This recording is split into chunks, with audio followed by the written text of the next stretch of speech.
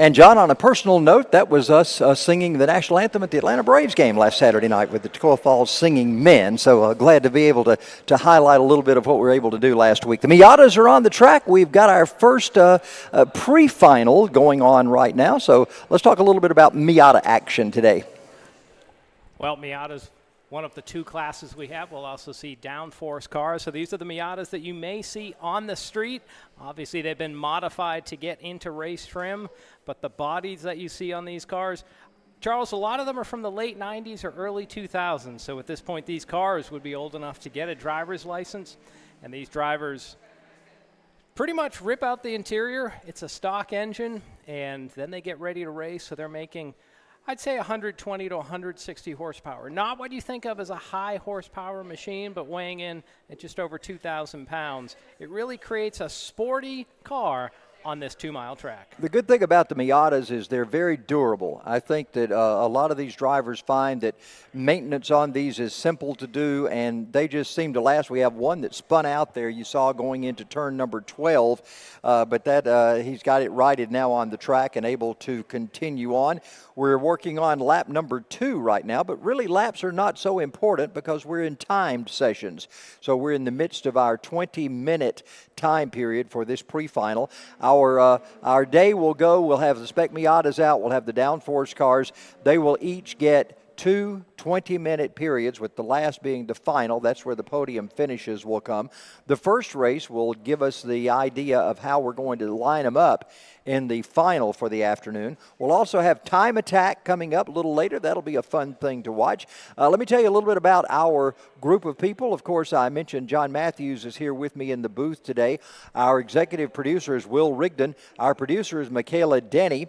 Also on camera today, we have Brenton McMahon, Ethan Denny, also John Michael Collins, Kavion Cook, and on drones, you're going to see a lot of drone work today, and it's very important on this road course to be able to get those shots from in the far distances from where our manned cameras are. So the drone operators today, we have Jeff Farver and, of course, Daryl Killboy Cannon on his big drone as well. There you see one of the drones, the overall shot coming in. You'll see Killboy's, he's going to be able to follow these cars going down the front straightaway. It's amazing how fast his drone is, so we'll be able to see some of that too. Another great shot from Jeffrey Farver there as we look down on turn number 15 as the drivers work their way through. And, John, we've got that Eau Rouge section there, turn 14, 15, 16. Ben Collins was with us a couple of weeks ago, and he is the original Stig from Top Gear. And Ben was telling me, he said he's raced at 140, 150 racetracks.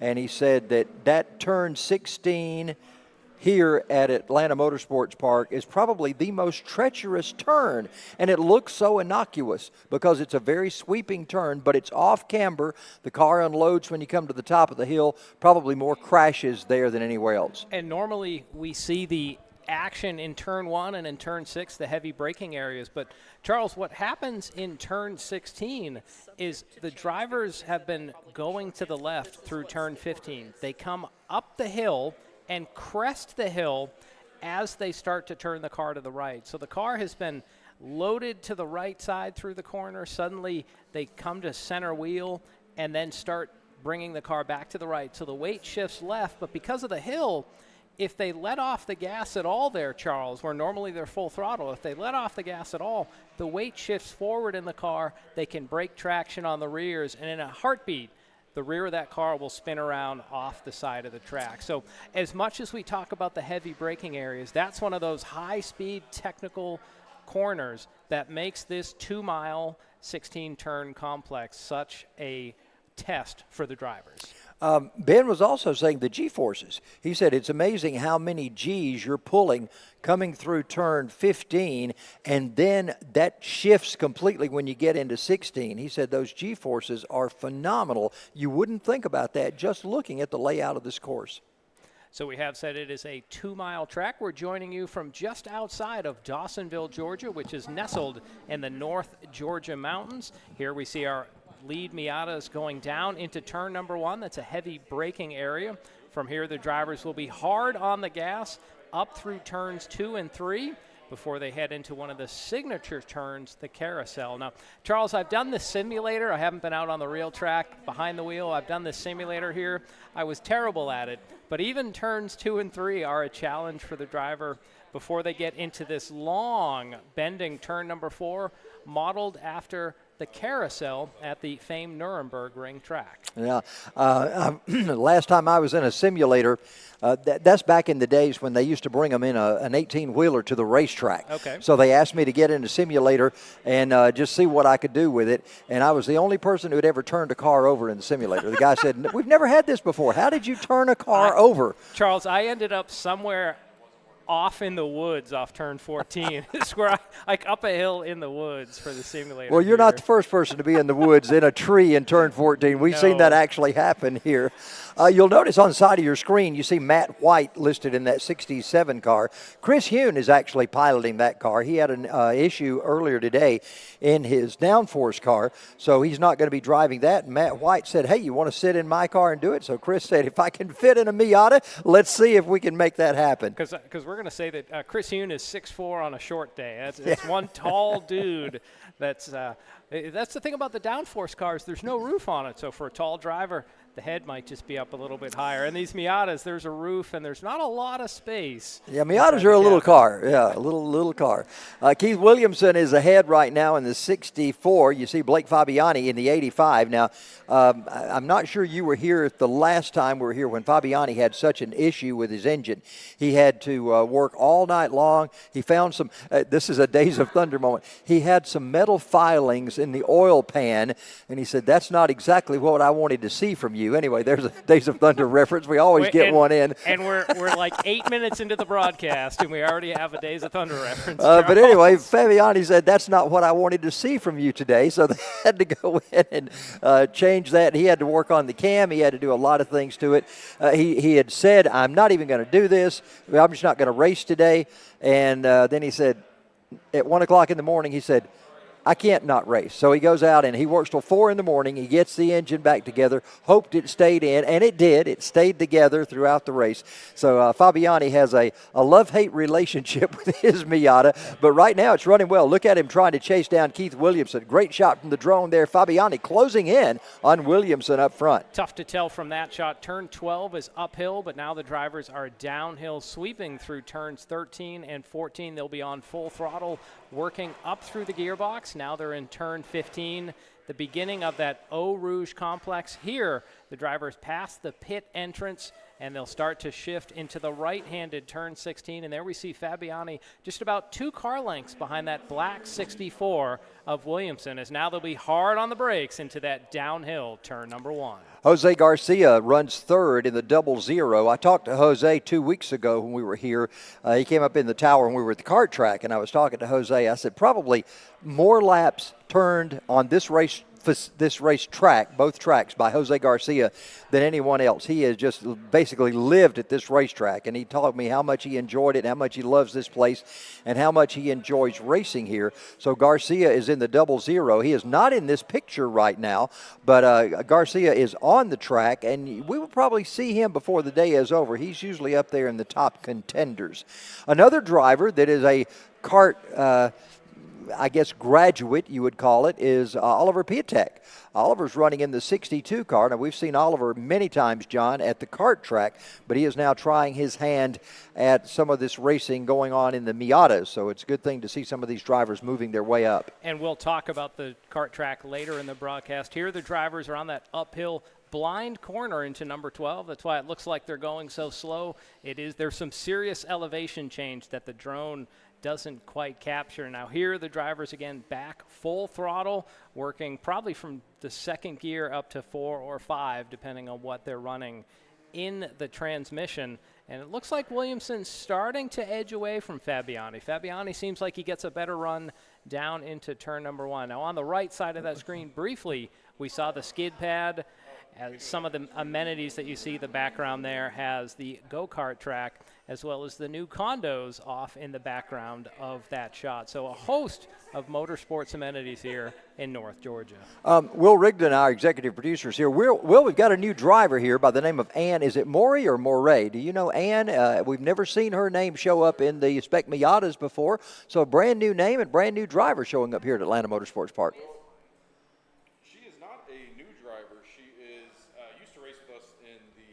Race series a while ago, but this is her first time back in about 3 seasons. So, and it's Ann Maury. Maury, okay. I wasn't sure how she pronounced her name. Well, it's good to see her in the field. She is in the number 80 car. Matt Saylor also rounds out our field, and she just moved past Oliver Piatek. Oliver had some trouble on that last lap. He has moved back a couple of positions, so the 62 of Piatek is back. You see Williamson now with about a 5-car length lead over Blake Fabiani. One thing I would like to point out, Oliver Piatek, this is his first season up here, and he was one of the drivers we saw a lot back at Kart Track over the last couple of seasons. So big shout out to him, and he's here getting his provisional races done so he can get his SCCA racing license. Oh, good deal. I know that Carson Craig is working on a deal right now to get in a Spec Miata. That's going to be happening soon. He is, I think he's back from Germany, but he's been enjoying himself over at Nürburgring and in having a good time in Germany. That was on his bucket list, and he's been able to do it these last couple of weeks. Yeah, it's been fun following him on social media as he's been out there. We're watching him doing laps on the ring with no helmets on, and I couldn't believe they were getting those things up to speed with very little safety. Speaking of social media, viewers, we do encourage you to, whether you're watching on Facebook or YouTube, give a like to this, give a subscribe as just a way to see what is happening here. Although we have some safety equipment out on track at the moment, so that's going to bring out some sort of caution here. Maybe this is about Piatek's car. They're going to get him because he has not scored a 7th lap. Yeah, he's not scored, and Matt Saylor has not scored any laps. I'm not sure if he didn't go out at all or what the situation is, but I believe this is for Piatek. We'll see if we can find him in just a moment and find out exactly what happened.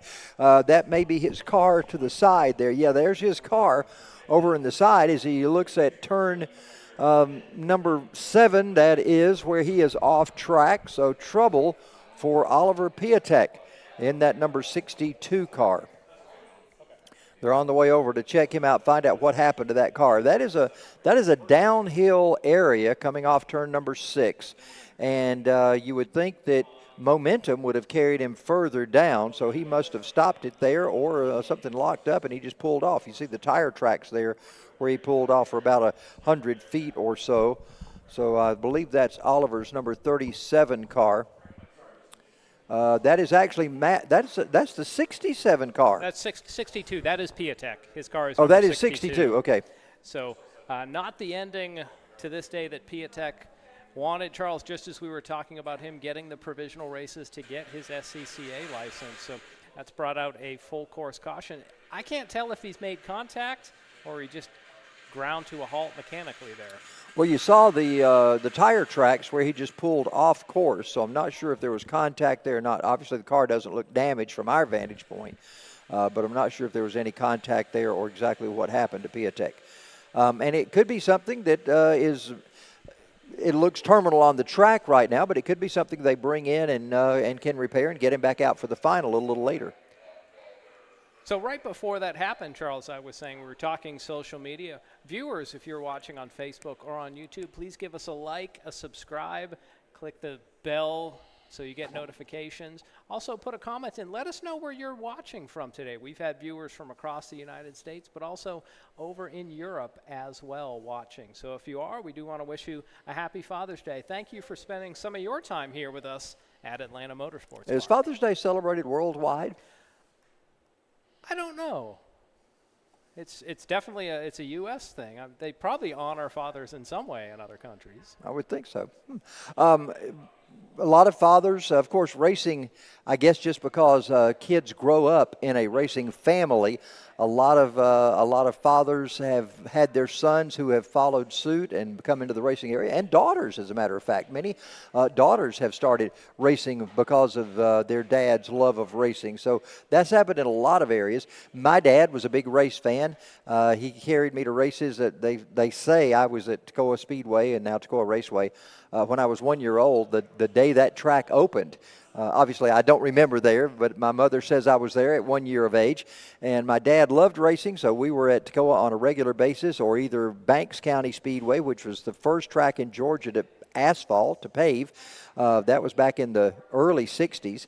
And then, of course, Anderson, South Carolina, went there on a regular basis. So my dad made sure that I was at a lot of different racetracks. We went to the old Loopers Speedway, which is now under the water in Gainesville under Lake Lanier. And speaking of water, Charles, what we're seeing right now on screen, this is the Autocross event that is happening at the same time as activity on main track, where the water comes in, that lighter colored concrete.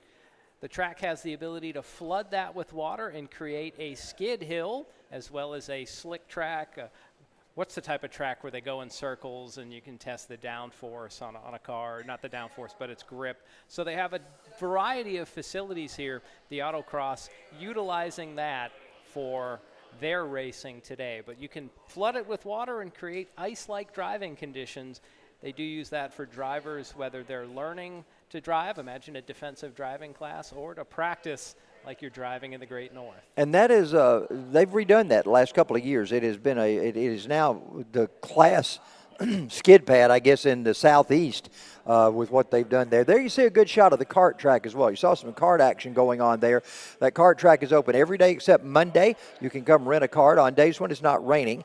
I think for the summer they will have some Monday hours as well. You see some karts going down through there right now. If you need your speed fix, Atlanta Motorsports Park's the place to get it. Yeah, talk to a lot of people who come up here as corporate events and things of that nature and talk about what a great racetrack this is and how much fun they have as a corporate event to do the karting together with a bunch of friends. It does look like the rentals are out there now, Charles. Earlier during warm-ups, we saw some higher-end karts that frequently you can follow Atlanta Motorsports Park and catch the kart Championship Series broadcast, whether you're on Facebook or YouTube. And at times they'll be doing enduro events, rally type events on the go-kart track, where all kind of activities, a little quicker than the rental carts, but even on those rental carts, 55 miles an hour is the top speed. And when you're 2 inches from the ground, boy, that feels awfully quick. Yeah, the suspension in those carts is your skin. That's the suspension in there. So whatever elasticity you have, that's the total suspension. Your cartilage is the suspension. It's like what David Letterman used to say about the luge. The difference in the bobsled and the luge. The bobsled is all bob and no. The luge is all bob and no sled. So it looks like our pace car is being pulled to the side. Rachel Heiler moving the Porsche away, so we should get back under racing. Keith Williamson leads Blakely Fabiani. Then we see the red 00 Jose Garcia, Matt White, Steve Tyner, and Ann Morey rounding out our field as we get back underway with the green flag. Fabiani took a quick look down to the inside. He's trying to make a move on Williamson. Check this out. Blake goes, and around goes Williamson. Jose Garcia has to take some evasive action there. Jose's in the sand pit right now. He's got some work to make up. Williamson seems to be stalled out at the moment. Can he get that car fired again? So Fabiani went down to the inside and then almost a pit maneuver behind that as I think Williamson turned in, and that red car of Garcia might have been to his inside. Now we see Williamson getting back underway, the drone cam following him like a Fast and Furious movie, and Charles Williamson will need a furious pursuit to reel in the rest of the field. He certainly will. You mentioned pit maneuver. I want to send a shout out to B.J. Holly. He's a driver that raced at Sonoya, John, in that great racing facility at Sonoya for so many years, and he is the driver who developed the pit maneuver for all of the folks that are doing that in law enforcement nowadays. Now, if my eyes are correct, is Fabiani now fallen back? Is that his No, Fabiani is way out front. Okay, I was trying to get his color scheme on his car. So now we'll be watching to see if Williamson's able to see Fabiani going, he's ahead now. Okay, so Fabiani's already through turn number 13. We're going to get a replay here of the start. So there already we've seen it happen. Fabiani in the blue car has swung through. Jose Garcia well out into the sand trap with Williamson stopped right on the edge. Here we're seeing it in real time. You can see just some contact between Garcia and Williamson. It looked like Williamson's car was already in the spin mode when Garcia made contact with him. It wasn't that I don't think Jose spun him. I think that Williamson was already getting loose on the outside of Fabiani, which caused that situation to happen. You see the condos over there. We've got some folks in the condos today that are sitting out on their balcony, so we want to say hello to them. Condos, I think there are more condos in the works. We got some under construction right now, and there are more planned. So a tremendous thing going on here, as well as some wonderful things happening to the tower area here at Atlanta Motorsports Park. That's right. We're broadcasting today from down in the Ping Garage as we're seeing a battle here. I believe that's Matt White and Ann Morey. See a side-by-side pass into 6. We might see a crossover here, turn 6. One of the harder braking areas of this track. It's a deceptive turn for these drivers. Now they'll be full gas down through the what we'll call the back straightaway here. It does incorporate turns 7, 8, and 9. Drivers will be hard on the brakes into 10, and then they get set up for 11. And once they get through 11, they're uphill. So they don't look like they're going as fast. It's because they're climbing and gaining quite a bit of height before that blind corner in 12. And now they're downhill, and they'll be full gas through this long 13, 14, 15. Yeah, Ann Morey's starting to put a little distance. That's, of course, Chris Hune in that car for Matt White today. So White's or Chris Hune is fading just a little bit, or Ann Morey's getting faster. I'm not sure which is the case, but Morey's starting to put a little distance on Hune in that car. Here comes Fabiani by. He will complete lap number 12, I believe, whenever he comes across the stripe this time. And looks like that's going to be it. That's going to be our 20 minutes. So checkered flags are out, and that's going to do it. And they're showing Chris Hune in second place in the 67. So that must have been Garcia and Ann Morey. Okay, well, the Garcia was in the red car. Hune was caught up a little bit. If we saw that replay again, the gray car, the silver car, was caught up a little bit in the accident. So he had to go to work. Hune did in that silver number 67 to get by Tyner and Morey to get to the finish. Now, we haven't mentioned Steve Tyner's name hardly at all today. He does come up with a third-place finish. Williamson has to be relegated to the end of the field of cars that were running. Oliver Piatek, of course, was out of this race earlier. Matt Saylor did not come out in this race at all. There you see some of the new construction going on. John, explain that a little bit. That's right. The deck that you see our patrons enjoying, that's going to be extended in that area out to where you can look right down on the front straightaway. And when that's completed, that will be our new VIP members deck. And also just down below that has been our Porter Garage. They have a lot of socials there. That's being rebuilt to become the new members lounge. So Charles, you talked about all the other construction, other amenities for the members that are here, as well as, we don't normally see this, but it's a beautiful summer day here. The swimming pool has some people enjoying it today. You're hearing those sounds of summer, splashing water and kids just enjoying. Yeah, I was out there earlier, and I was talking to some folks at the pool, and they said, you know, our kids love racing, but it's such a beautiful day. It had to be in the pool. And also the putting green that's out there, man, we don't find this at a lot of the dirt tracks we work, John. No, it's a little different thing here. Now, if you're wondering, would you enjoy being a member here, go to AtlantaMotorsportsPark.com and look at the Taste of AMP. It's a half-day program where you get on-track instruction, then you get some time on the track, as well as autocross and some time on that skid pad that we have seen featured. And if you're lucky enough that the taco truck is here, the different kind of Taste of AMP comes into play as well. John is on the way out to talk with Blake Fabiani. He's going to be coming to him there. There you see Blake pulling his Miata in. And Blake had told me that he had some issues with the engine a couple of races back. It looks like everything is working well for him right now, because he does take that car to victory lane in the pre-final today. He'll be coming out for the final a little later on, going through tech right now to make sure that everything is in good shape. Chris Hune in the 67 car. That is Matt White's car, but Chris subbing in that car today and having an opportunity to race a Miata to see what it was like. So I got a feeling he's going to enjoy how he did and enjoy his finish in that second place there. John is down there hopping out of the car here in just a moment. Is Blake Fabiani. Will, you got some information for us? Got a little inside information. That Chris Hune there in the 67 car, he had to switch over because his transmission locked up in his SR3 during practice. So since him and Matt White are buddies, Matt said, hey, well, you can take the Miata out for race 1, and then Matt's going to hop back in it for race 2. I was like, because Chris was just out there for the first time. I got you. Let's go down to John Matthews. He's got Blake Fabiani right there pulling his helmet off. So, John, what you got with Blake? Thank you, Charles. Blake, congratulations on your win. Walk us through what happened on that critical restart.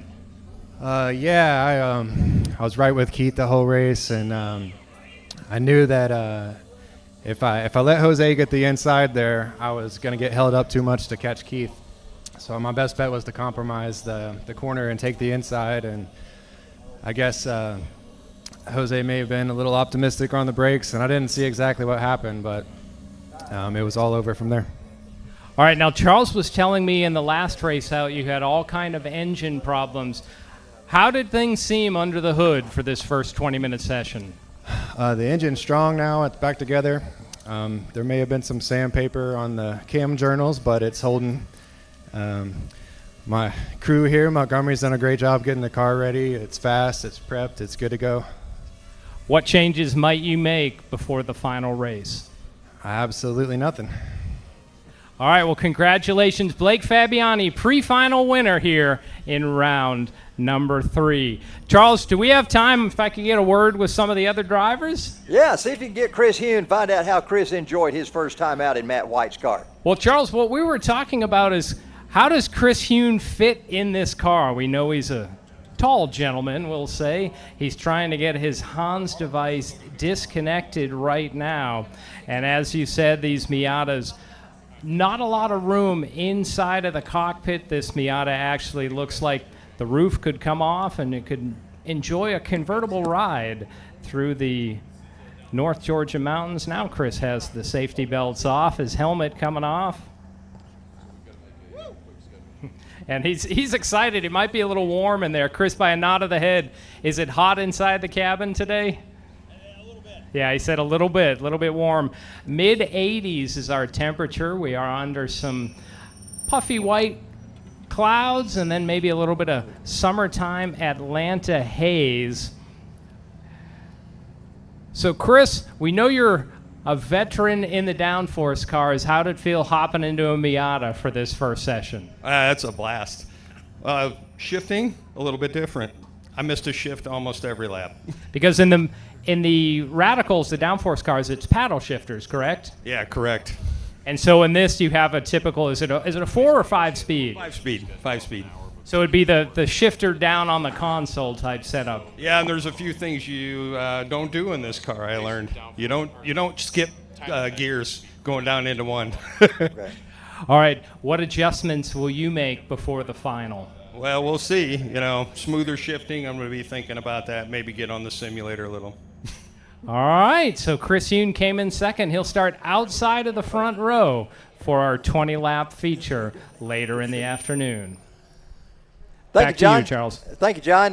Good to hear Chris Hune enjoying himself out there. Will Rigdon has joined us here in the broadcast booth. Will, what you got for us? We've got a couple of paddock announcements to make real quick. Historics are done for the day, so if you can hear me around the building in the paddocks, we are condensing the schedule down an hour.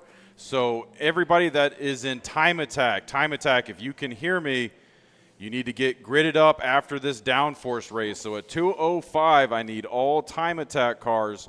At 2:05, all time attack cars need to make their way to the grid.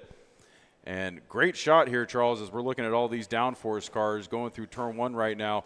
Y'all might have noticed the pace car changed a little bit from race 1 to race 2. That is actually an Aston Martin F1 pace car. That is an actual pace car from F1 out on track leading this monstrous Downforce grid. And if you can count all those cars, it looks about 14 of them on grid right now. We are currently tied with our largest Downforce grid to date. I started to say that's a lot of Downforce cars, the most I can remember. So we had it was real exciting last month when we had those 4 Praga R1s. We're down to just 1 Praga R1 this month. There's been a slew of mechanical issues, but we've got 2 Radical SR10s on the grid right now, which will be fun. It's the first for us in this race. We've got, I believe, 5 or is it 6 SR1s. We got Tyler Edwards in the booth with us right now. Hey, so yeah, we have 6 Radical SR1s and quite a few SR3s. It's a great mixed field. It's going to be a lot of good battles on track. Well, Tyler, it's always good to have you. You're the expert on Downforce cars because you work here. You work with these cars on a regular basis. And there's a difference in SR1s, SR3s, SR10s. Of course, the Praga car. Kind of walk us through the differences in all of these vehicles. Well, thank you for that kind introduction, Charles. Expert might be a little bit, but and I do appreciate it. Tyler, we're also saying Charles and I are probably a little jealous that Monday to Friday you get to race cars and do car things all during the week. Yeah, that's right. It's an amazing privilege, but the Radical SR1 weighs a little bit less, around 1,000 pounds, 180 horsepower, and the Radical SR3 is going to range from 200 to 230 horsepower and weighs roughly 1,300 pounds. And that's compared to the Miatas that maybe are 120 horsepower and about 2,000 pounds. So more power, a lot less weight. I mean, Charles, 1,000 pounds, very light for a car. Yeah, very much so. John, you may have had an opportunity to call Tyler's name a time or two. He has been racing the dirt scene. He's been racing legends. He's been racing all around the area, so you may have called his name a time or two. Well, I hope I did it right, Charles, as our field Well, it's hard to mess up Tyler Edwards. As our field storms down into turn number 1. For an announcer, this is a bit of torture, as most of the cars out here, Tyler, are all white automobiles. It's tough to differentiate what's going on as they reach into turn number 4. Well, I really try and have a lot of these guys, get some color on their cars because plain white race cars are, frankly, a little boring to me. So we do have some nice liveries, but basically they're working around turn 6 right now. This is one of the most, I would say, tricky corners on the track. We got a slow car. That's Raiden Nickel pulling off to the side. This might be a full course yellow if he cannot continue. So a technical area, I do see the number 93 on there. So that is Raiden Nickel, one of the names that we've mentioned a lot here at Atlanta Motorsports Park. Winner multiple times in the Spec Miata. Holds several of the records over at the kart track and has picked up some wins here in Radical, but as you saw on the screen, his car is ground to a halt just off turn 6. This is one thing that I talked to. A lot of the drivers in this field have come through our racing school, and they progress through the ladder system that we have, whether it be through the 3-day school up to the 2-day advance, then they work into our monthly race days.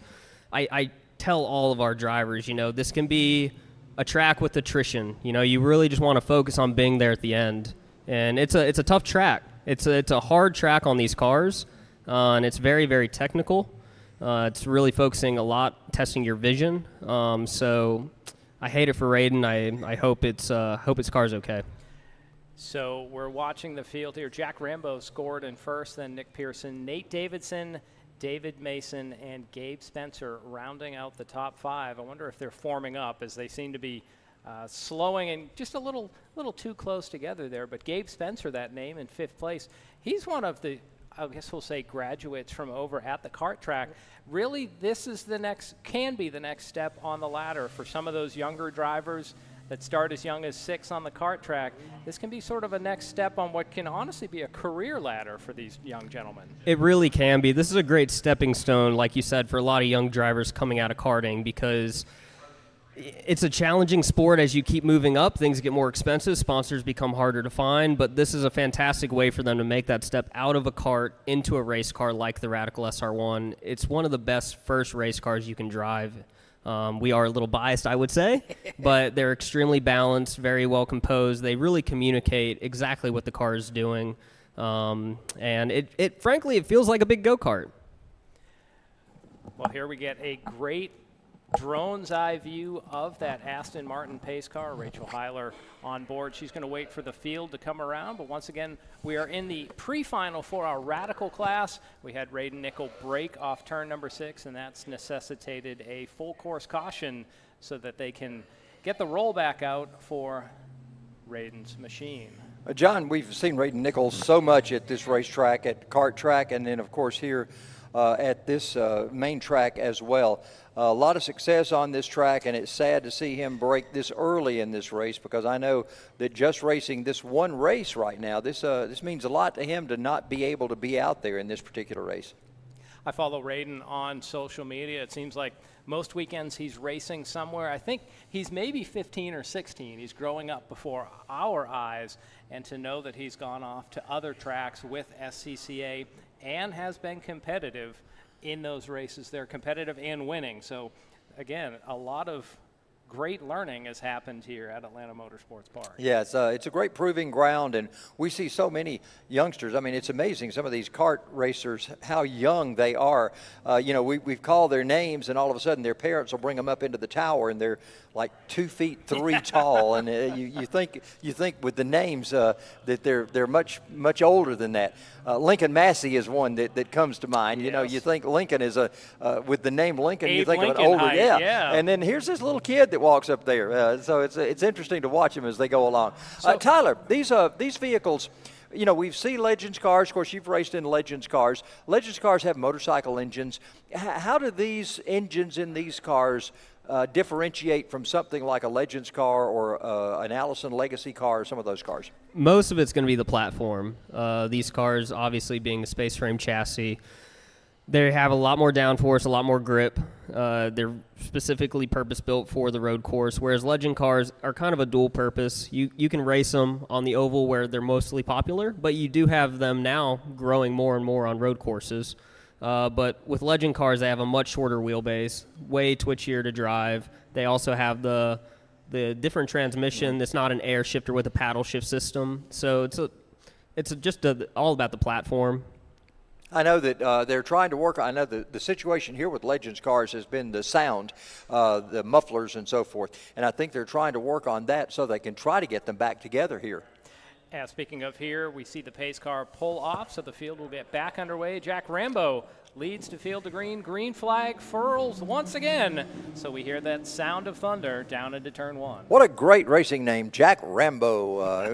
We think of Dennis Franklin Rambo in the dirt track scene, and of course the name Rambo. Shooting up through the field. Right? Yeah. Here we go. Here come the bad puns. Now, Tyler, as we watch this, if any of our viewers at home get that wild itch, this can happen. It's Father's Day, and say, I want to do that. Is there a way that somebody watching could check out Primal and be in the seat of one of these radicals? They definitely can. It's all part of our ladder system that we have. Most people, if they want to get to this point and race in this field that you're watching, our best starting point is our 3-day racing school.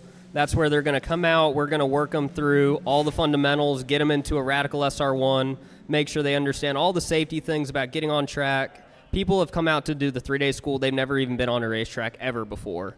Speaking of going to school, it looks like Rambo got passed by Pearson there as the field charges uphill into turn number 12. Fans, you'll notice these radicals are quite a bit quicker than the Miatas. The Miatas almost seem to lumber up turn number 12. These radicals will now sweep downhill off 13 and paddle shift their way up through the gearbox. Tyler, how many gears do they typically have for these machines? The Radicals have 6 gears, and they're going to be clicking off in 6th gear coming right through turn 16 that you're seeing right there. Some of them can run up through 5th gear, but most of the time they're going to shift up to 6. Tyler, last week, of course, NASCAR was at Sonoma road course, and we heard the announcers talking about there are only 2 real places to pass on that race course. What are the passing areas here? Which are the ones that you generally see the passes happen at? Most of the time, it's going to be in the big break zone, so that's going to be going down to turn 1, and it's also going to be going down into turn 6, which we'll see here just in a second. We see Nicholas Pearson going through turn 5, down into turn 6 there. That's going to be one of the most popular passing zones. Frankly, it's one of the hardest corners as well. I've done a ride-along. It is deceptive. Where 1, you're just downhill into a hairpin. 6, you're downhill, and then it almost kicks uphill at the last moment. It just feels weird for what you're expecting. Not that any turn is easy on this course. I've never raced on track, but I've done drive-alongs. I've done the simulator, and even the simulator is an impressive challenge on this course. Well, that's where we saw Rambo get passed by Pearson, was down in turn 6. Now, when you go to the back part of the racetrack, past turn 6, no real passing areas there at all?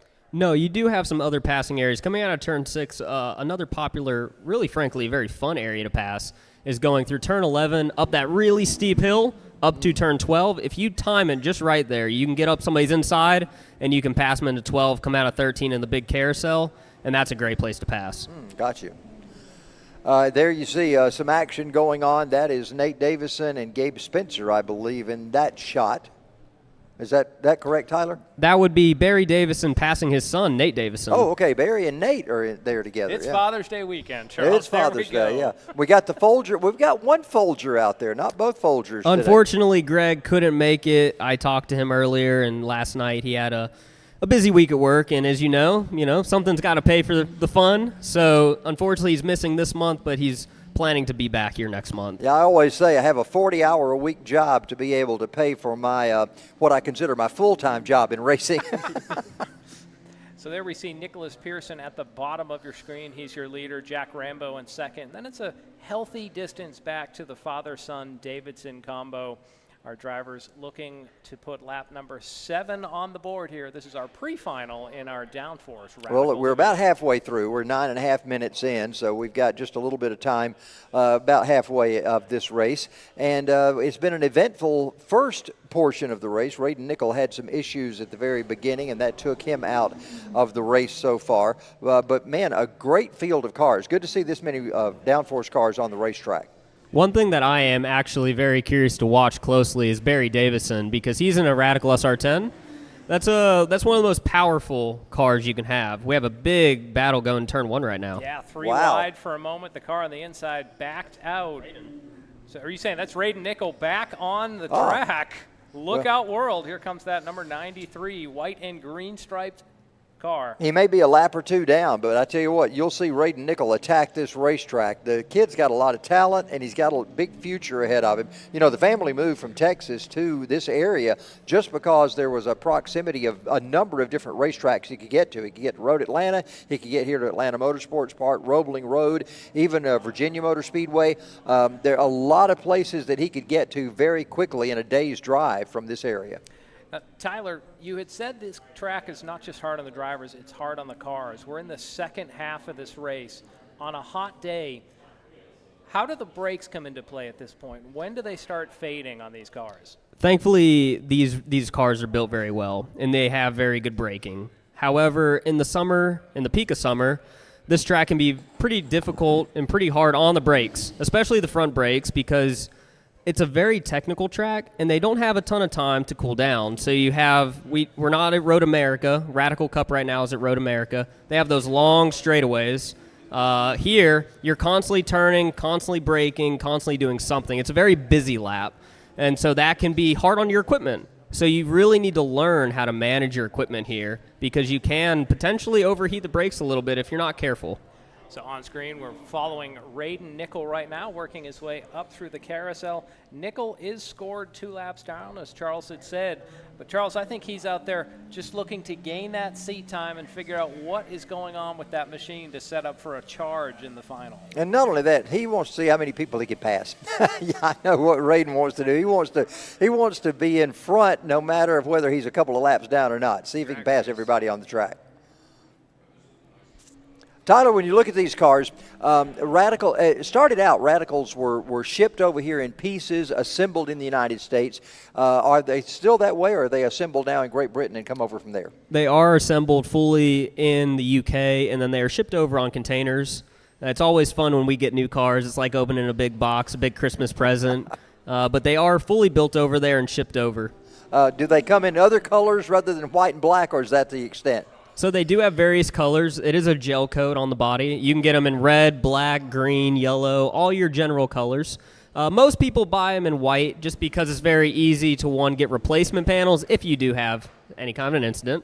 But most people will wrap their cars and make their own very unique designs. Well, we don't have a lot of people who have the announcers in mind whenever they get a white car, and maybe they need to have some kind of special fin on their helmet or something so we can tell them apart. But it's hard to see those numerals on a white car. On the dirt track, it seems like black is the popular color That's now. right. That more than half of the field is in black, and then you can't quite see the numbers. And they'll put a silver duct tape number on it, which you can't read from a distance. On only one side of the car That's as correct. well. So not your side. yeah, they're killing us announcers as we're continuing to watch rain. And yet the rules always say it must be an outstanding color, at least 18 inches high, and nobody ever follows that particular rule.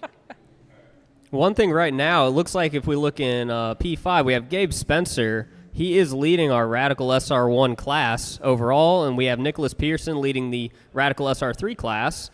And then we have, Barry Davison in the SR10 and Jack Rambo in the Prague R1. They're rounding out our top 5. I didn't realize we had 2 different classes. Do we have podium finishes for both of those? Right, because the Radical SR3 and the Radical SR1 bring the most cars, we did want to separate them into 2 separate classes, just like they do in Radical Cup. Radical Cup, you can't run a Radical SR1 in Radical Cup, which is the premier racing series here in the U.S.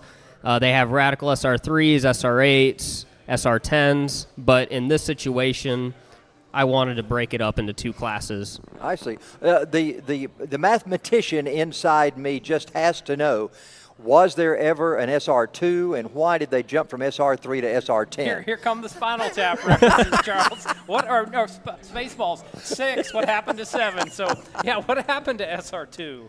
They did. I know they have SR5 and other ones. There are a couple they haven't done. It's a great question, actually. I don't know, Charles, if they did have an SR2. It's a Spaceballs moment here. Why that's not? not normally in our movies that we end up bumping into as we're following our battle for the lead here. Nicholas Pearson in the silver car is your leader. He took the lead early on after that restart from Jack Rambo, who is back in the black car in second. Well, we've got our time limit is down to 5 minutes now left in this race for these drivers. We are moving things up a little bit. Historics have already completed their day, so time attack is going to move up to 2:05. So everybody make track of that, or make note of that. Time attack is going to move up to 2:05 when we get out for our main races going on. So that's happening in just a few minutes. We'll get time attack going. So here we work back off turn number 3 into that long winding carousel modeled after the Nuremberg Ring in Germany. That's one of 2 signature turns here. The other is 15 and 16, modeled after the Eau Rouge corners at the Belgian Spa Grand Prix. We see some walk-up happening from Rambo there. Rambo smoking, not quite what we would think of there, but definitely the left side locked up, and there's the replay. Wow. Maybe the right side. As you had said, Tyler, heavy braking, and there Rambo crossed over the line. Again, turn 6 is so difficult, specifically because you're braking downhill coming across the track, and also right there, that's probably the worst pavement around here. It's been, this pavement's about a decade old now, and that pavement there is a little cracked. It's not the smoothest, so as your tires are you're asking everything out of your tires, and the contact patch is skipping over those cracks in the pavement, and it makes it even that much harder to really slow down and put on the anchors. And then as you turn through turn 6, you're driving up a hill, so you gain some front grip, but then it crowns off coming out of the corner. So you've got steering input, and you're trying to get on the gas. Whenever that happens, oversteer can be a possibility. Well, it's a very challenging corner. As you come off turn 6, up until this year, it had been considered a penalty if you got all 4 tires past the rumble strips. Now that has been taken away. Has that helped the drivers? It really has, because that just gives them that extra real estate to where they can open up their hands and smoothly let the car track out. It's made it a little safer, in my opinion, too, because guys were really having to pinch the car with the steering. And this is the part of the track we're talking about. Drivers can go over that blue and white rumble strip. So, Tyler, they just have that little extra real estate to let the car drift into off corner exit. Exactly, and it's just really been a big benefit for them. It has increased lap times as well, because you can just get on the power a little bit smoother, because we always say, when the steering wheel's straight, you can go flat out. If you ever have any steering input, you want to be very mindful of what you're doing with the throttle. You don't want a ton of steering input and map the gas, because you're going to over-rotate the car. And turn 6 is, off the exit of turn 6 is probably the heaviest acceleration point on this track, I would imagine. Uphill, heading down the back straightaway. Yep, you're definitely full throttle out of turn 6, just like you are coming out of turn 1. Turn 1, you have a little bit of a break, so you can just kind of relax. But we see the cars down our main straightaway here. There's some cars coming out of turn 6. It's a beautiful landscape. I love the elevation here. Yeah, the elevation change is huge here. When you come out of turn number 6, it's quite a distance down to turn 10, and I guess you're flat out through turns 8 and 9. They really don't act like turns at all. So you're flat out until you get to that breaking point in turn 10. Now, when you come out of turn 16, coming down the front straightaway, that is, of course, the longest absolute straightaway on this racetrack. What kind of speeds are they running when they get down to break to turn number 1? If you have a really good exit out of turn 13, in the SR1 and the SR3, you can be full throttle all the way through that section. And here we're getting a drone shot looking up from turn 11 to turn number 12. But Charles, to answer your question through turn 16, when they're coming through that, right at the apex of 16, right where those cars are coming through, they're looking at right around 120 miles an hour there. Wow. Around start-finish line, they're going to be hitting right around 130 miles an hour. Okay, 130. Wow, that's. But then how much do they slow to through the middle of turn 1? The ideal speed at the apex of turn 1 that I like to look for is around 45 miles an hour. So most drivers are going to be around 38 to 45. So you're having to drop 80, 85 miles an hour, right about there, right as that car is on screen. Maximum brakes, just mashing that gas pedal down into turn 1. Where do you apply brakes? Where's the braking point going into turn 1? How close do you get to the turn to actually put the brakes on? So in our racing school, normally we start the brakes. A great starting point is right at our finish line. Oh, really? A challenging thing with turn 1 is the track falls away. So if you're standing on the track at start-finish line, you cannot see the apex of turn 1 because the track goes downhill. As the drivers get more and more comfortable with the cars and have more practice and seat time, that braking point is going to start inching further up. Really, about the four-board is about the deepest drivers are going to ever brake, in a radical specifically here. And that's very, very late on the brakes. That you better have good braking pressure and good wits about you because the cars can move around under braking as well a little bit. Really? Wow. Well, I would have thought that going through turn 1 would be slower than 45 miles per hour. I figured it's about a 35 mile per hour I think for the Miatas point. it is. Yeah, probably slower. so. And we've crossed the 20-minute mark, so we may be on the final lap here as we're watching Nicholas Pearson sweep through turn 15. He will make that right-hand turn in 16, and we do see the checkered flags getting prepared in the starting box. So Nicholas Pearson, Charles, looks set to take home this pre-final. Now, Tyler, we talk about the different classes here as far as SR1, SR3. What about the Praga? How do they fit in? So the Pragas are obviously welcome to join the Downforce class, and they don't really have their own class. They're pretty much racing for the overall win, but they don't have a specific class yet. That class is growing. We were expecting to have a few more cars this race, but a couple of them couldn't make it. Well, I understand there were some problems with the Pragas. Where did the problems lie? Was it mechanical or what? So Shane Anderson did actually qualify in pole in his Praga, but it did have some form of mechanical problem. I'm not sure what it was, but he is not taking part in this race. He did go out in his Radical SR10, but I'm not sure if he pulled off. What's the basic difference in the Praga and the Radical cars? I know we talked to Ben Collins last time we were here. That was when Praga sort of showed up in mass at the racetrack. But what's the basic difference? I know the cockpit is different. You've got full doors and so forth. Right. So the Praga is going to be a full carbon monocoque chassis, whereas the Radicals are a space frame chassis. Quite a bit different. Now what's the difference in those now? The carbon monocoque is a carbon shell, a carbon tub. Okay. Whereas the space frame chassis is basically a roll cage with materials connecting. I see. So everything one is together. just carbon fiber, the other is Yes. actually lightweight metal of some kind. Exactly. It's almost similar to most like a Thunder Roadster and other race cars of that sort. Those are all space frame chassis with a fiberglass body essentially sitting on top of the chassis. I got you. Okay. So that's the difference in those. Horsepower-wise, about the same? The Pragas, the horsepower is not the same. The Pragas are pushing 400 to 500 horsepower, depending really? on the trim you get, yes. And the Radical SR3, the most popular Radical, they're depending on the motor you get, whether it's a 1340cc or 1500cc motor.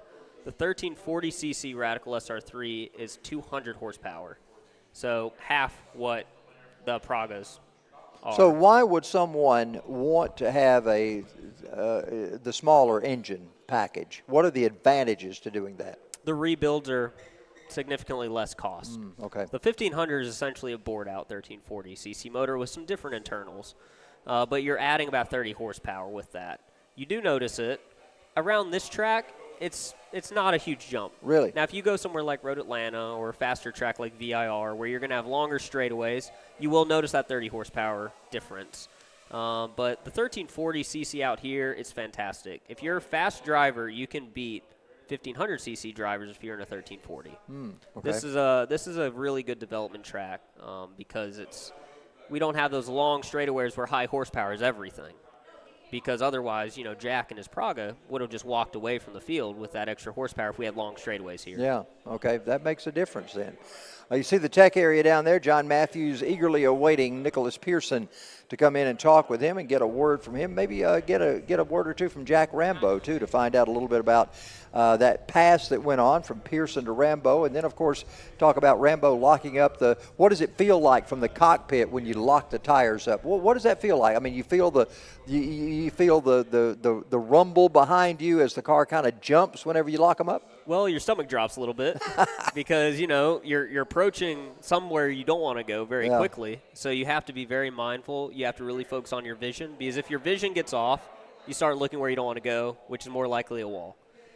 So you got to really focus on where you want to go, ease off the brake a little bit, get those front tires rolling again, and then you want to make sure that potentially you didn't flat spot him. That was a pretty big lockup from Jack. He might have been nursing it, which we can find out hopefully from soon, but with that, having a flat spot, big vibration, it's not a good feeling. When you have a flat spotted situation with tires, does that ever get better, or do you just have to get rid of that tire for the next race and put another one on, or does a heat cycle help it, or what? It depends on the severity of the flat spot. If it's a serious flat spot, you want to nurse it as best as you can, try and get to the race. Sometimes it's so bad you have to pull off and you have to change tires.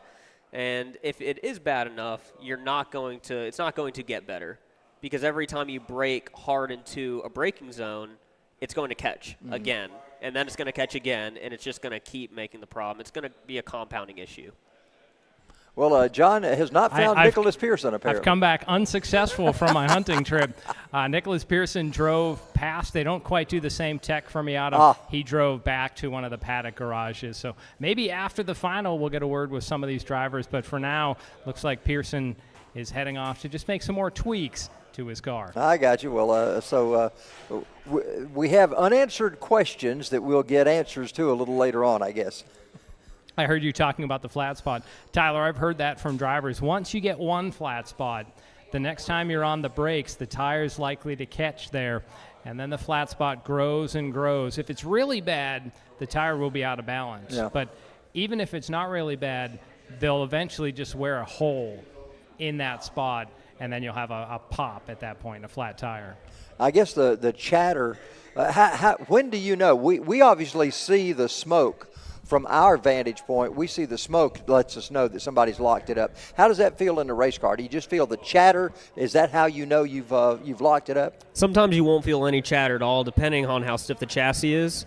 You'll hear it more than anything, and you'll feel it because you feel that you're not able to turn in. You have a little minor input, like you're preloading the suspension, and it's not moving at all. I see. So that's how you know it. We do have an announcement. Time attack to the grid. Time attack to the grid. This is a special treat, Charles. I haven't seen time attack here at Atlanta Motorsports Park. I don't know how you fight clocks. It seems like time is a losing battle that you fight, but we're going to try it. What does that mean here on this facility? Well, we'll find out in a moment. Tyler Edwards is going to say bye to you for now. We'll see you again in just a few minutes as we get ready for the final. Yep, I am going to go and head out. I am going to go celebrate with some Father's Day activities elsewhere, but I did really appreciate Oh, you're not going to be back with us later. I will not be back for the second race, but I really appreciated spending time with you guys here in the booth as always, and I hope that the second race is just as good as the first. Well, we learned enough from you. We'll carry it till we see you again. How about that? There we go. Tyler Edwards, the manager of the Primal Racing School here at Atlanta Motorsports Park. Well, John, time attack will come out on the track. We'll have, I believe they're going to do a 10-minute practice session. They'll come back for a 20-minute race later. And all they're doing is they're not racing against each other. They're racing against the clock to see what lap they can put in the fastest time from the time they go out. So that's what the drivers are doing. They're trying to better themselves. They're trying to beat their best every lap on this time attack. So we'll see all kinds of different vehicles. We've had the C30 Chevy pickups out there last time we were here, and we found out that a lot of drag racers, at Commerce, the dragway is now closed, so we see a lot of drag racers who are showing up to do time attack. They're wanting to do something different than straight line racing. So we see a number of folks showing up here that are doing time attack from that discipline of racing. Charles, I just saw outside of our window here at the Ping Garage, the 16 Praga of Jack Rambo just got wheeled by. So we'll see what adjustments he might make. Race fans on screen, you're just seeing some of the other amenities here at Atlanta Motorsports Park. There's the golfing green Charles had talked about, as well as the swimming pool. Some of the members enjoying a cool dip on this warm day. Then there's also a basketball half court there. Inside the building, there is a workout facility. So maybe between races, Charles and I are going to go get a pump. Yeah. But members can do that at any time. There's a great workout facility in addition to the auto sports. And, of course, you see the great landscaping that's in that area as well as in front of the garages. There's a number of garages here that are used for various things. They aren't all racing garages.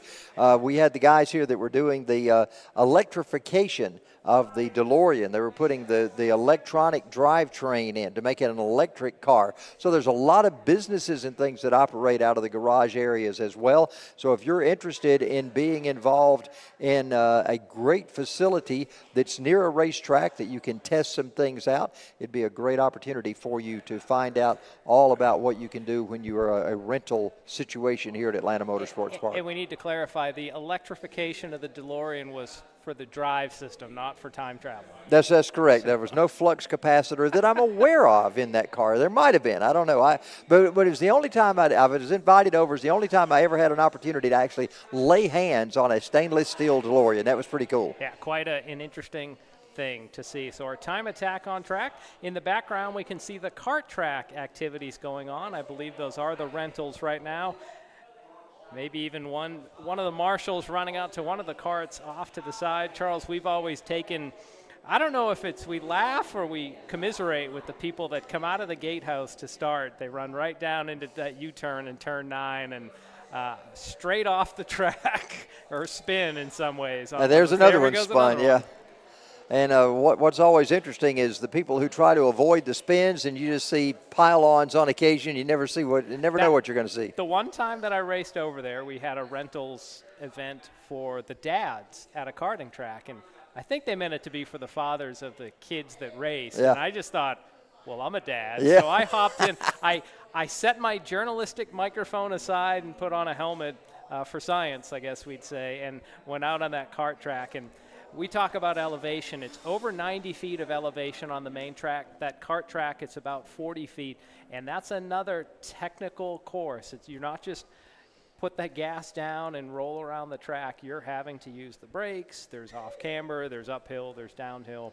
With the signature turn, race fans, being a 3-story drop into a U-turn, and then you immediately climb back up 3 stories. That's turn number 2 on the kart track. Really a challenge. Even in the rentals, when you see the high-end shifter carts go out there, they're actually catching air as they begin that descent down into that turn. So it takes nerves of steel, and again, when you're 2 inches above the ground, it is quite a sensation of speed. And, of course, it's the largest elevation change of any track anywhere in America. It's outstanding to see that. And the same is true with the main track here. Huge elevation changes. I know that many of the road course tracks you hear about, they talk about maybe 30 or 40 feet of elevation change from one point to the other. We've got a huge elevation change from turn number 4 all the way down to the lowest point, which I guess is turn 14 here. That's the lowest point, and that's about 40, 50 feet. I thought it's 90 feet, but maybe that might 90 be total, feet, yeah. That might be the total change. But you think of Road America is a course that has some elevation change, but most of the courses around this area, Roebling Road, pancake flat, right, with long straightaways. This, you're doing a lot more turning and braking, and then up and downhill. Well, it's a great facility. There you see an overview of this fine facility. You see all the first section of condos. Off to the right is the second section of condos that are under construction now. We understand there's yet another group. And, John, you see the new paved area right at the top of the screen there that's helping with parking. for the kart track. That has been that has helped alleviate some of it. Last week or 2 weeks ago when we were here with karts, they actually had vintage karts here. A lot of the drivers from I believe it was Swainsboro area, somewhere down in southern part of Georgia were here.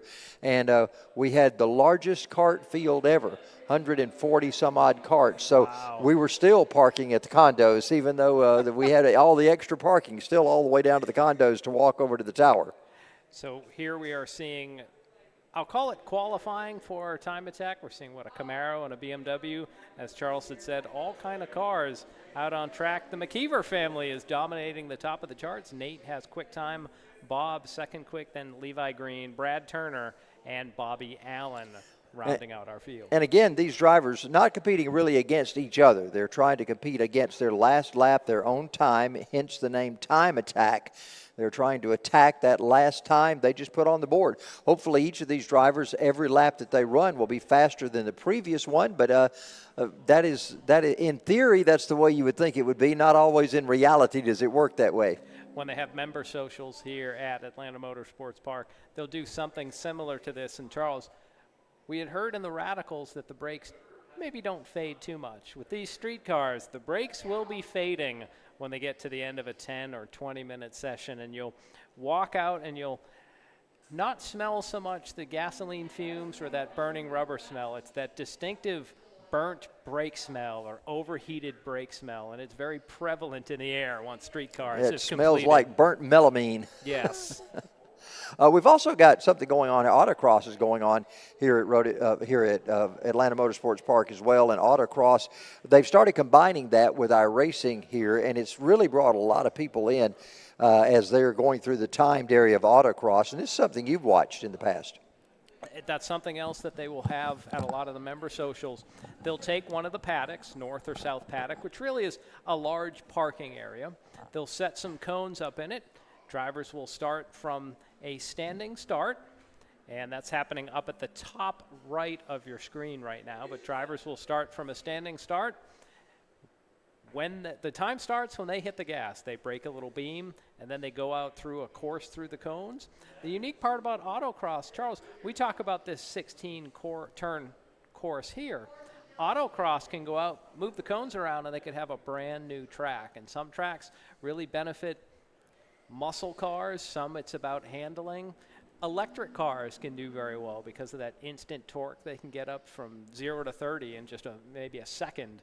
So a lot of different options you can have by just taking a parking lot, set up some cones, and they might break it into groups, but fastest time wins when you're talking in autocross. I've had an opportunity to experience a couple of those over the years. Ford has done some. I did those at Atlanta Motor Speedway.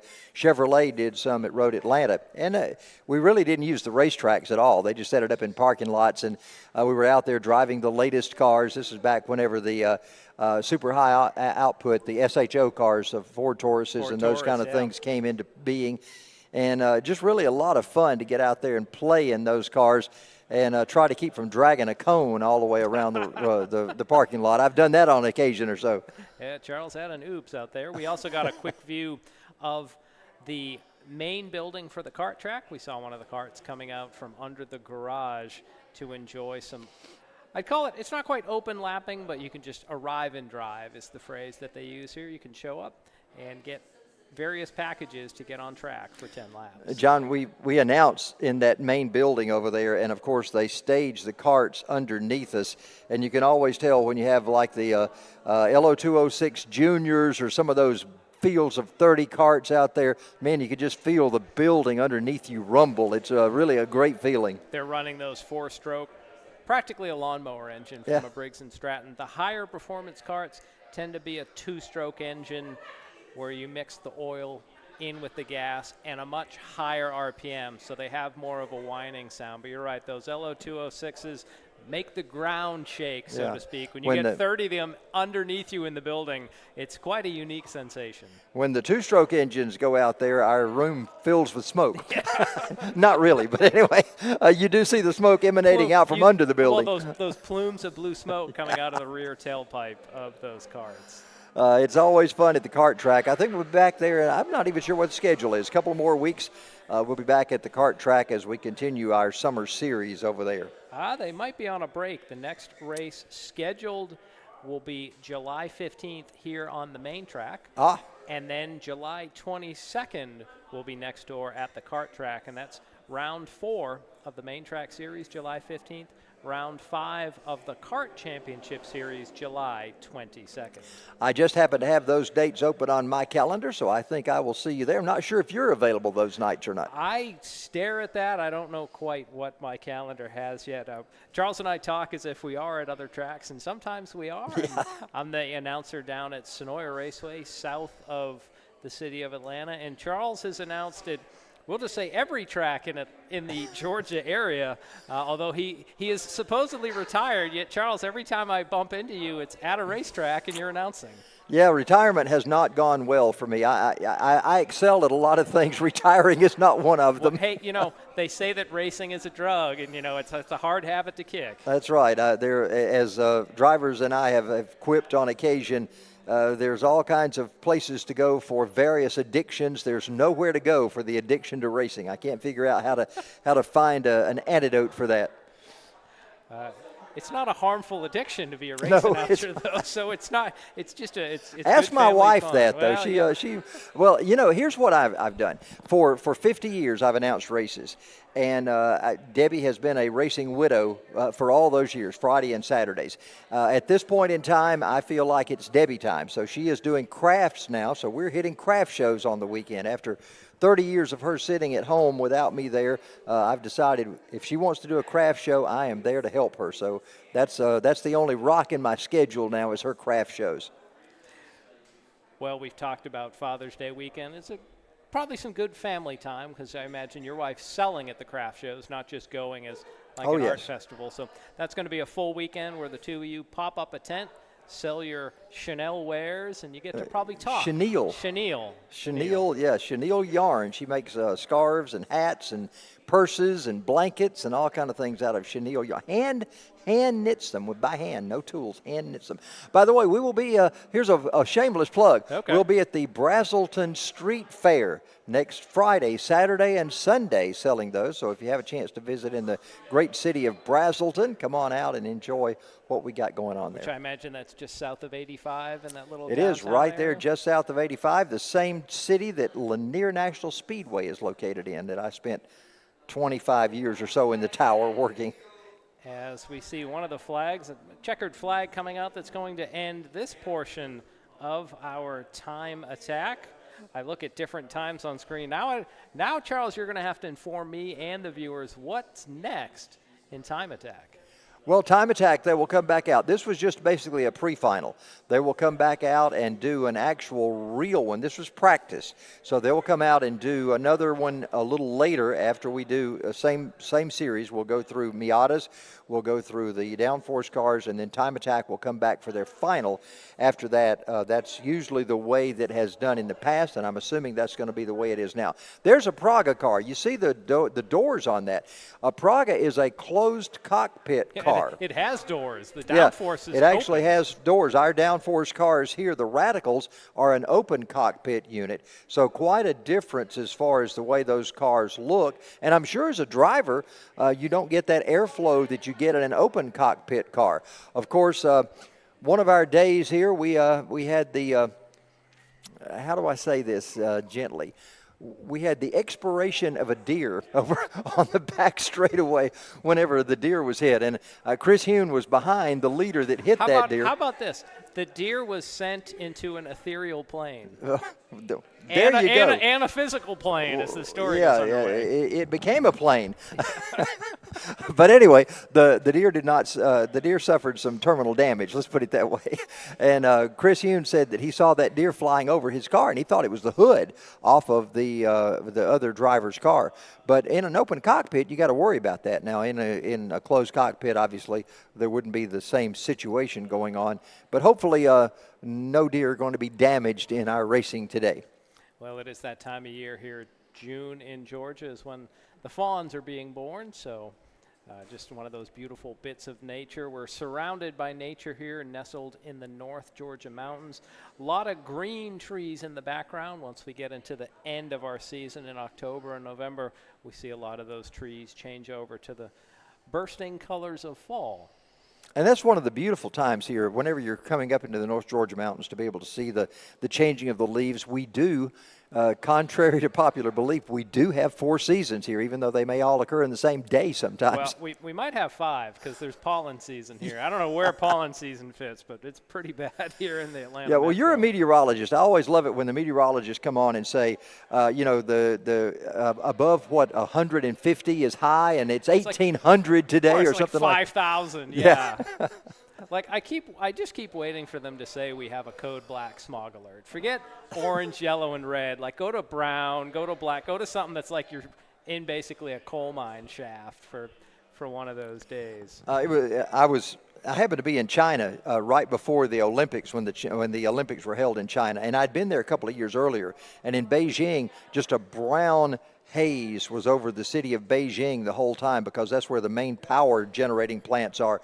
When I went back for the Olympics, the city was beautiful and serene and the air was clean, and they said that prior to the Olympics they had sent all the power making to other provinces in China so that they could clear up the air for the Olympics to come in. So that was kind of interesting that they cleaned the city up for that. Probably similar to what happened as green flags out for looks like this session of Time Attack. Charles, we had all the news of those forest fires that were in Canada, and the smoke was drifting back, a lot of it into New York State. New York City had that sort of orange haze, orange glow across the sun, really heavy action as we see one of the cars, that yellow car, some smoke trailing behind it. Don't know if that's a body rub or engine issues. So here we are with the next group of our Time Attack on track. They're working their way. You see some of those drivers working their way down the hill. Still a lot of smoke emanating out of that yellow car. Is that a Corvette? What kind of car we got out there? I believe that's a Corvette. Yeah. One of you have to say earlier generation when they had the front engines, where the new ones, I believe, generation 7 and on are now rear engine cars. I had a friend of mine who bought one of the 25th anniversary Corvettes. This was back many, many years ago. And he backed it from the dealership all the way to where he put it on a jack stand and let it sit for 30 years so it wouldn't have any mileage on it. He drove it in reverse. And there you see this Corvette making its way on pit road right now. Yeah, smoke continuing to belch from the tailpipes of that machine. Looks like the drivers were even taking the cutoff turn there. Yeah, they are. They're not racing the entire course. They take the cutoff.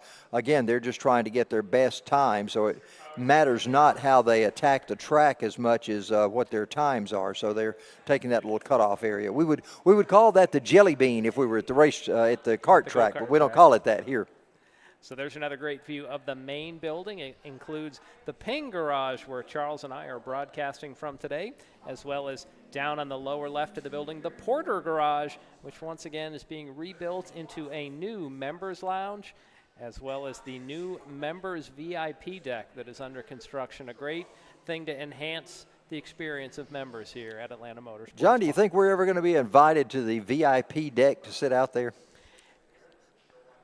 Charles, sometimes as a journalist, you have to go places to get the story, and I'm sure when that is completed, we'll have to do some interview up there. Something will happen. I'm sure so, yeah. That'll have to happen, so we'll work on that aspect. If we have to put our executive producer, Will Rigdon, out there, we'll interview him during a test. Well, let's check out our drivers that are out there right now. Jason Parrott is out there. He's in the 117, although I don't know that you can really see numbers on these cars necessarily.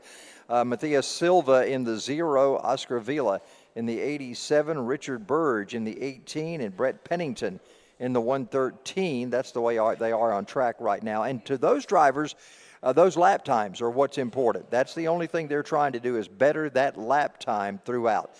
They've got another 5 minutes or so to go in this. Again, 10 minutes in this practice session before we get ready for the final later on.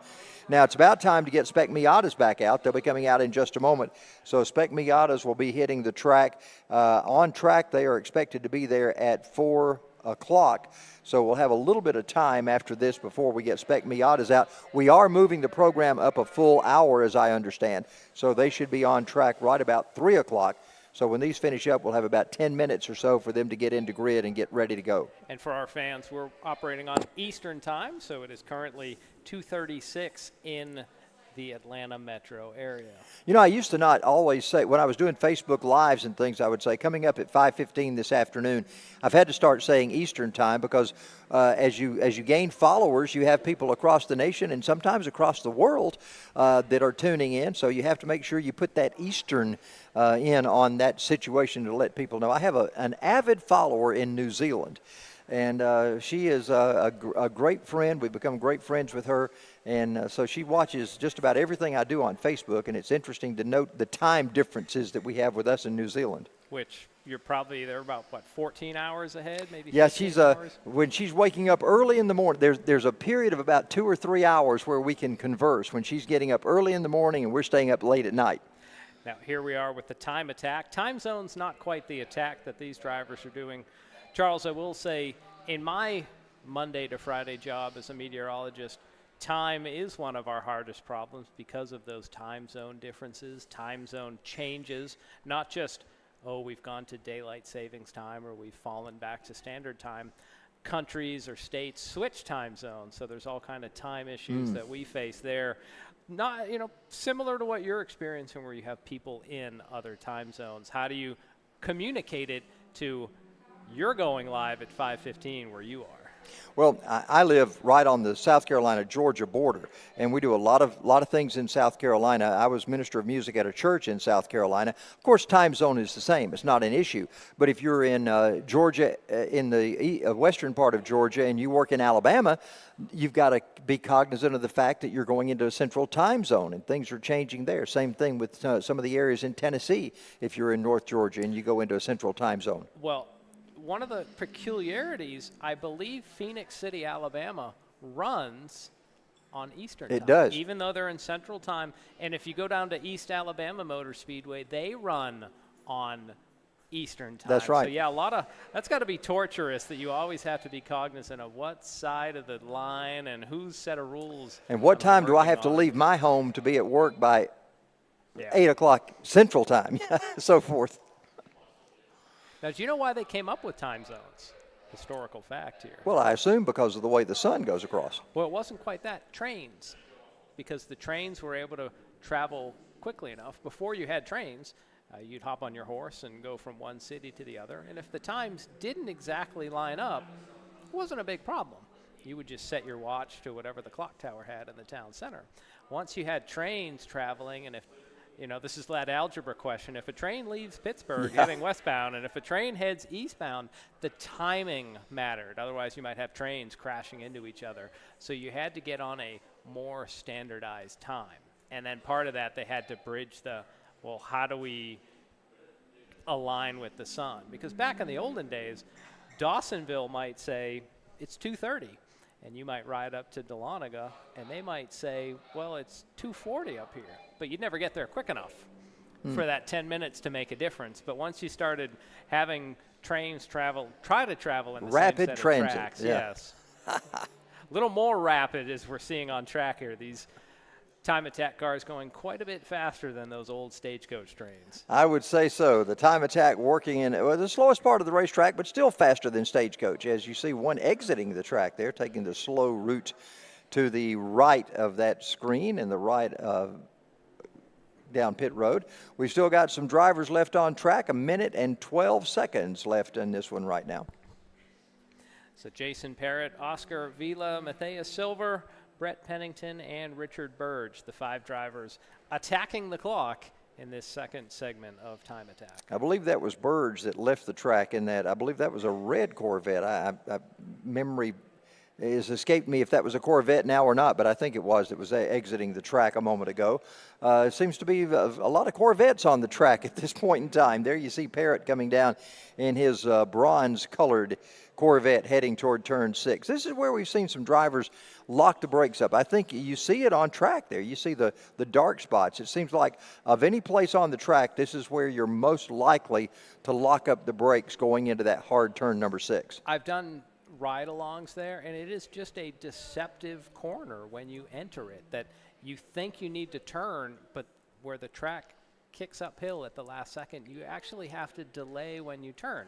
Well, because you delay when you turn, you would actually then want to brake just a little bit later. So turn 1, I'm not saying turn 1's easy, but it's straightforward. You're downhill and you turn. Well, John, you know, even in your passenger car, sometimes you'll go in the mountainous areas, you'll go into a turn, and you'll realize I'm overdriving this. I got to brake a little more because it continues to go around, and I wasn't prepared for this kind of a turn, and I'm going too fast. And I think the drivers have that here, and when they do, they just jam on the brakes, and all of a sudden they've locked them up at that point. And once you lock them up, not only do the tires start to get flat spots and some damage, at that point you can get out of control. You cannot steer the car once you've locked up the tires. I saw drone cam there for a moment, Charles. I saw a drone cam getting captured by this camera as this Corvette might be slowing down at this point, maybe calling it quits in this session. It's interesting to see the drone take a shot at the other drone. We've actually seen Jeffrey and Daryl Kilboy come in together and actually do a face-off, yeah.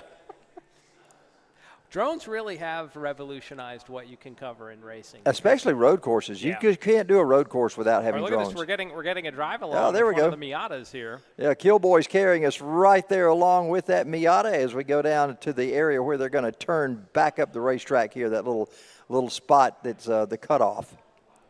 Yeah, drones really have revolutionized here. We've used them at the go-kart track.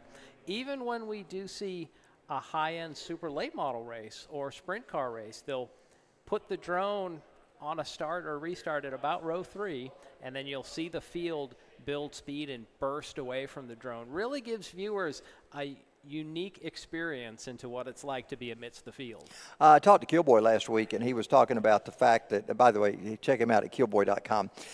He was talking about the fact that how fast his drone is. And he was talking about coming down into turn number 8 at the kart track and how he can keep up with the karts there. He can get that thing up to about 90 miles per hour on an occasion. He can't do it on a regular basis because it'll burn the batteries out too quickly. But he is capable of doing that, and especially coming up the hill. He can follow those karts all the way up through turn 14. Well, it's amazing to watch him. He can also cheat. He doesn't have to quite follow the track. That's right. That's right. He's doing a circuit in the sky, which is a little different. So I do see one of our drones out the window of our ping garage coming in for a landing and a re-battery, I imagine, a recharge. But looks like, Charles, our time attack is done, although they're going to go to the green-white checker session, so their qualifying portion is done. Well, if Spec Miata's coming out in just a moment, we're getting them, again, we're moving up the schedule about an hour on each of these, so Spec Miatas will be lining up and ready to come out. There you can see some of the action going on. We saw this buggy that's out there, this rail buggy or whatever it is with the 360 camera on the back of it. I'm not sure exactly what they're doing, but, man, that is a fine machine that they're standing beside right there. That's down in the area north of paddock over there. Getting ready to continue to hit that course over there. They're having a great time over there with the Autocross today. Autocross really is definitely a unique automotive experience where most of them are just street cars. And, Charles, some of them will have passengers in them. Maybe not today, but when they do member socials, imagine bringing your young teenager, just hop them in the car next to you and start hammering it around those courses. A lot of cars do it. I've seen SUVs do it. I've seen station wagons, and then you'll see the more sporty cars. Gas and electric powered vehicles. There is a Tesla that's a regular here that really does a great job. It's one of those Tesla Plaids, so it's really amped up.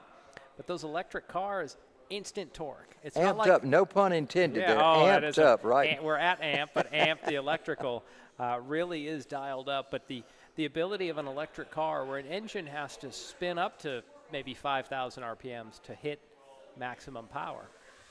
An electric motor, it's on. Your power is instantly on. Yeah.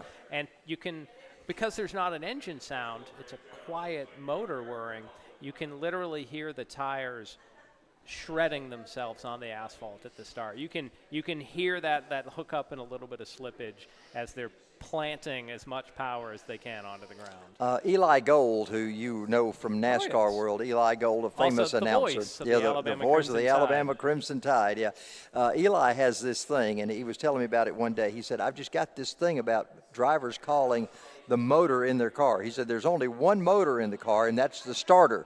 Everything else is an engine, and he was very careful about that. A motor is an electrical term, whereas an engine is a mechanical term. So these cars have engines, but the only motor in the car is the starter, which is an electrical engine. So that's the differentiation between Teslas, who have motors, and other cars who have engines. Internal combustion engine. It's Father's Day. That's something that my father has been very, I don't want to say he's drilled it into me, but it's just about drilled it into me where, you have an internal combustion engine, and I've always said it's an engine under the hood or it's a blown engine. Right. Never really say motor, because usually if it's the starter, you just say, well, the starter broke. You don't even say starter Well, broke. the only time I ever use that term motor is I will ask drivers, have you got enough motor for this track? I mean, that drivers always tend to talk about, I don't have enough motor or I need more motor. Nobody ever says engine whenever they're referring to it as that. Now we're getting a unique drone cam shot from one of those condos that we've talked about. Well, this is Charles. not a drone. This is actually our camera that's over there on the balcony of one of the areas, and so we've got a special shot from them. It may be that the is drone. a Oh, that's sorry. If that's a person, they're miracle walking right now, Charles. You know what? They could almost do a fly inside and give us a tour. I of believe one we of are these getting one. vehicles. So you're getting a sneak preview here.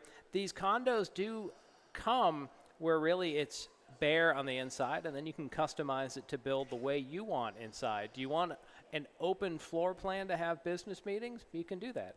Do you want to put in a garage with a lift to make the car the showpiece of your meeting? You can do that. Have as the most well. unique coffee table in America if you have Yes. your car sitting in there as your coffee table in the midst of your living room. So as Charles has said, I believe this is phase 1. It's completed. There's a phase 2. And I've seen something off behind turn 14 and 15, and I wonder if that's the next phase of construction here. But just a good look at these condos. You could put in bedrooms. Imagine waking up in the morning, grab your cup of coffee, and then you open up the porch doors to enjoy the sweet symphony of speed. And one of the great things that you can do, I would love to watch, and I've been saying I'm coming up here to do it, is the Bobby Orr Stunt Driving School. I want to see how these stunt drivers for Hollywood movies, how they're taught to crash cars and to do rollovers and things of that nature. And I want to come up here. I don't want to participate. I just want to watch. The funny thing is to see the cars they use on the facility. You think of this track, we have these Miatas, we have so many sports cars, muscle cars, and we have the Radicals. The Bobby Orr cars are these old Ford Focus front-wheel drive cars that really look out of place, but they'll rent out the paddock and use the paddock and almost set up like an autocross track. So they don't really need the main track. Right. They're able to just use a space like we see here with our autocross, cone some things off, and as opposed to driving for time, they're driving to do those crazy things you see in the movies. Maybe they're up on 2 wheels. Maybe they're purposefully drifting. That's really a unique part of being, if you're a professional driver and you're that professional driver on a closed course. It's very interesting to watch these stunt drivers whenever they pull things off in cars like that. I remember some of the great like French Connection. That was one of the ones that was known for one of the greatest chases ever through New York City.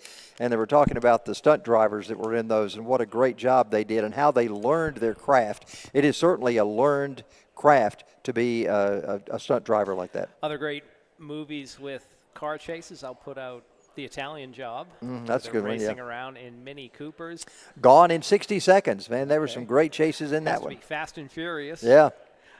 Smokey and the Bandit. There's a shot of that buggy. That buggy, yeah. I don't know what that is, but man, that is an amazing looking vehicle. Look at the suspension and the shocks. Looks like a late model with some kind of a some kind of a top on it. Looks like an off-road 727, the number. I don't think Yeah. that's quite the Boeing type number, but maybe almost some slicks on the back. Definitely treaded up front, but really that looks like one of those. Well, we were talking about it looks like it's got Hoosier dirt tires on it. Okay.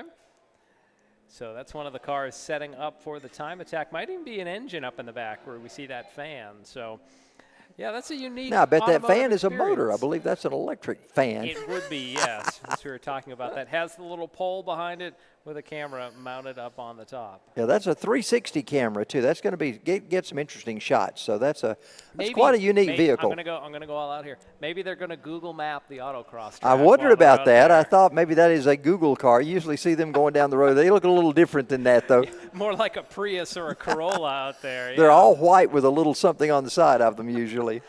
So green flag back underway as we get through the green-white checker of our time attack. So Charles, I'm trying to think of other races with some great car chase scenes. You have to put Smokey and the Bandit out there, filmed in Georgia. What else can we have? There is a car chase scene or two in Days of Thunder. One is where the drivers are smashing up the rental cars That's going right. under the pier in Daytona. And the other is when Tom Cruise just loses it on somebody that's driving a taxi.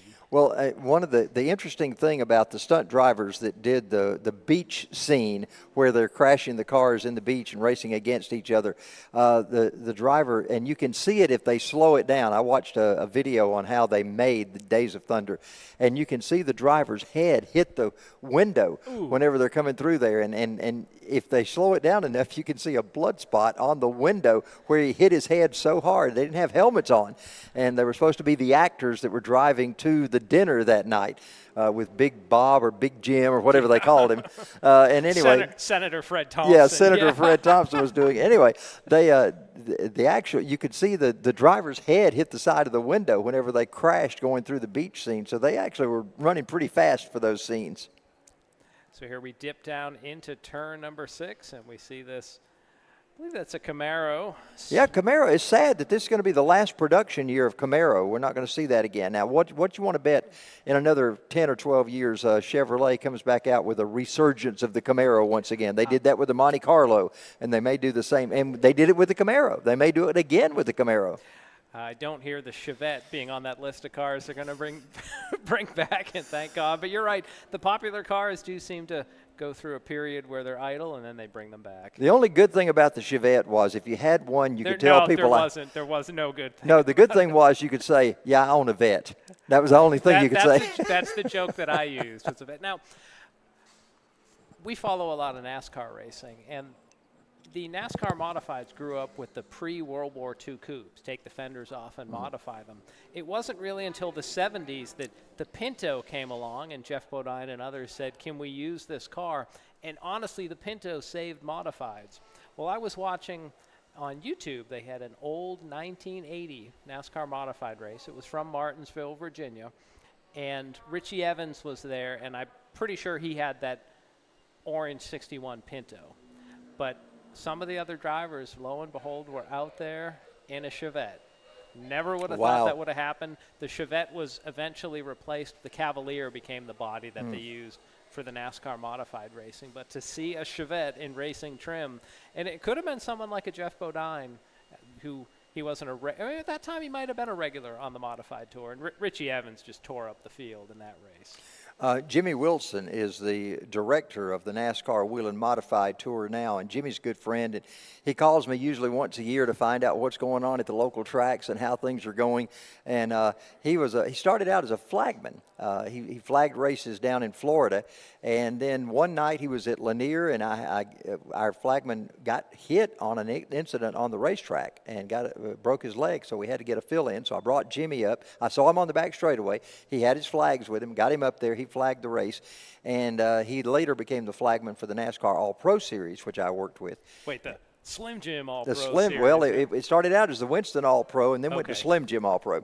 And then, so Jimmy has now taken over for NASCAR in the Wheeling Modified division. So he calls me once a year at least to find out what's going on at all the local tracks. All of those NASCAR guys still very interested. When I do a NASCAR race, first thing they ask me when I get to the tower, how's racing at Toccoa and Livonia and Hartwell? I mean, they want to know the local dirt track things, even though they're out there still watching NASCAR every week. Happy Father's Day to all the fathers joining on the broadcast today. Charles, I had said my father, or maybe I didn't share this, my father got me into racing, much like your father got you into yours. I grew up in New England as we see this dune buggy on the autocross track. Ooh, overcooked talking about it. locking up tires, Yeah. man.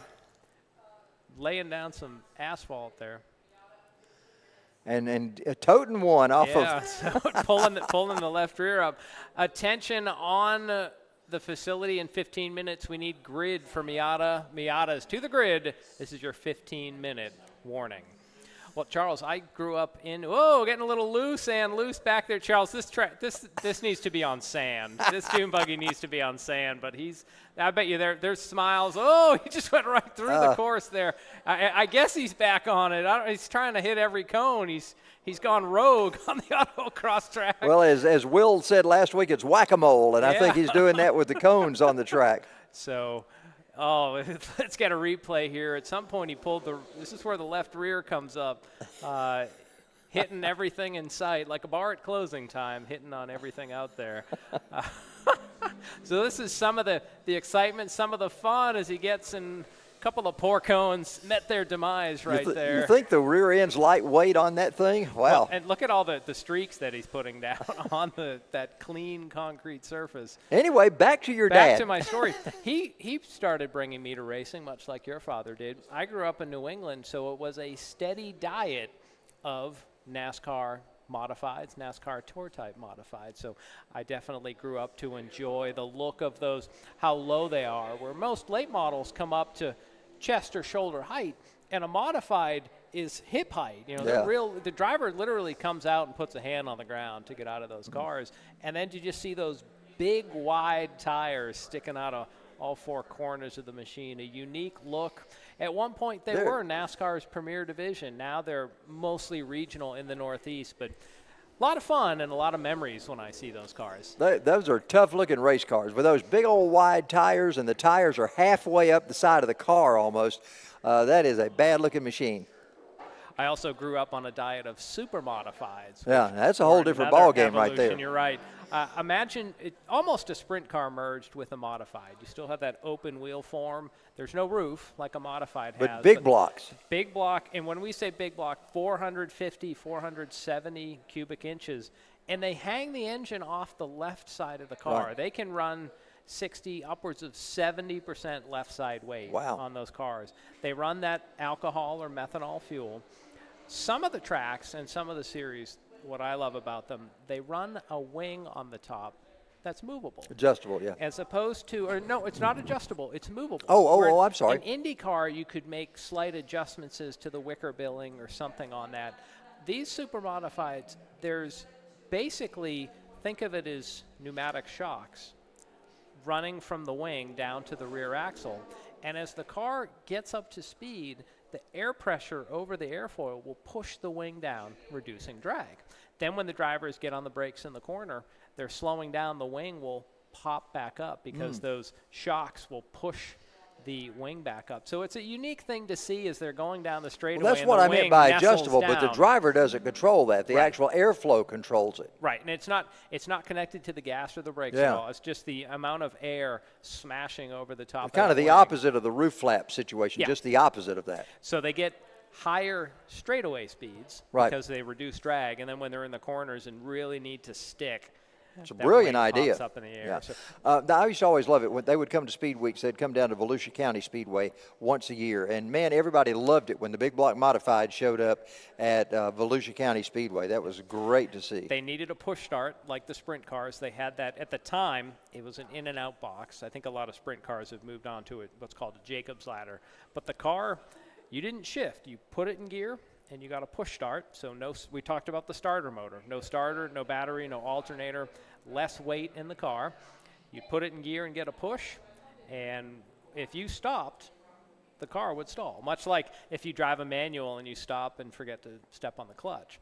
In these cars, there wasn't really a clutch. If you wanted to keep the engine running when you stopped, you'd pull the car, what they call out of gear, which would disengage the transmission, and then you'd almost be like you're a car in neutral, just idling. But you couldn't get going again. To get going, you had to stop the engine, put the car back in gear, and then you would get a push start as well. So a lot of sprint car type technology on the Super Modified. Yeah, sprint cars, we know that the series that we watch, the United Sprint Car Series, throughout this area of the country, they do that same thing. They have the in-out box. You have to have a push to get started. There's a new series that's just started up called the Carolina Sprint Cars, and they actually have a starter motor on them. So they have reduced the time it takes to get the cars back going once again and reduced that necessity of having to push vehicles. It's definitely an issue at tracks that don't have sprint cars a lot to be able to get enough push trucks. Most Saturday night tracks, they might have 2 to 4 push trucks, and if you have 20 sprint cars you have to start, you start doing the math, it's going to be a while. A track like a Port Royal or a Knoxville, Iowa, they do this every week. They have a fleet of people with their push trucks, so it's a little easier. But when a tour comes in, they're not really set up for it, so the starter will help a lot. And then if there's an incident on track, especially a red flag or something, got to push them all off again. Or, well, in this Carolina tour, you just pop a button, right, and off you go. I know that Pete Walton, who runs the United Sprint Car or USCS Sprint Tours, they require them to bring a push vehicle with them when they come, so that each team furnishes their own push vehicle. So once again, Time Attack is on the track.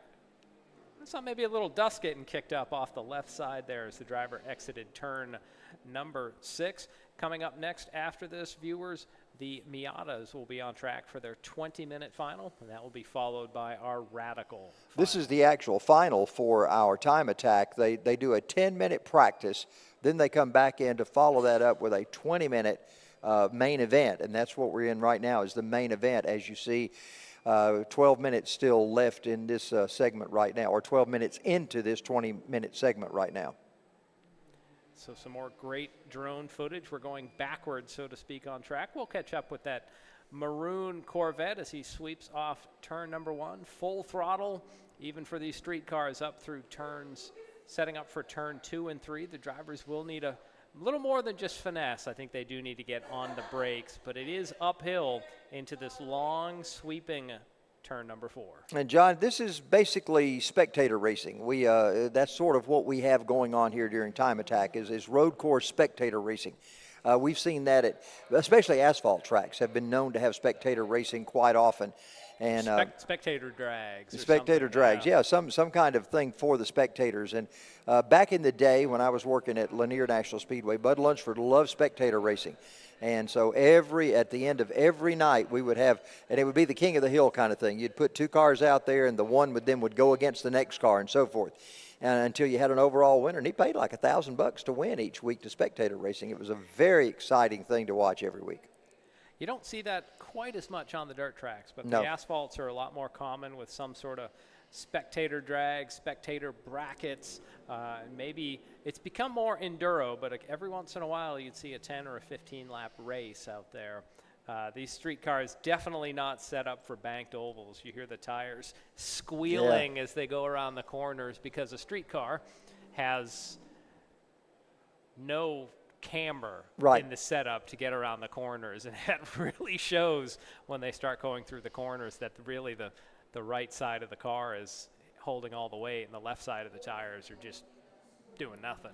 I'll have to tell you, one of my favorite memories of spectator racing, there was a guy in a bright orange Nova, 60s model Chevy Nova, and he was on the track one night. He'd won every week. It seemed like he was the winner. He was just pocketing all kind of money for winning in his Chevy Nova.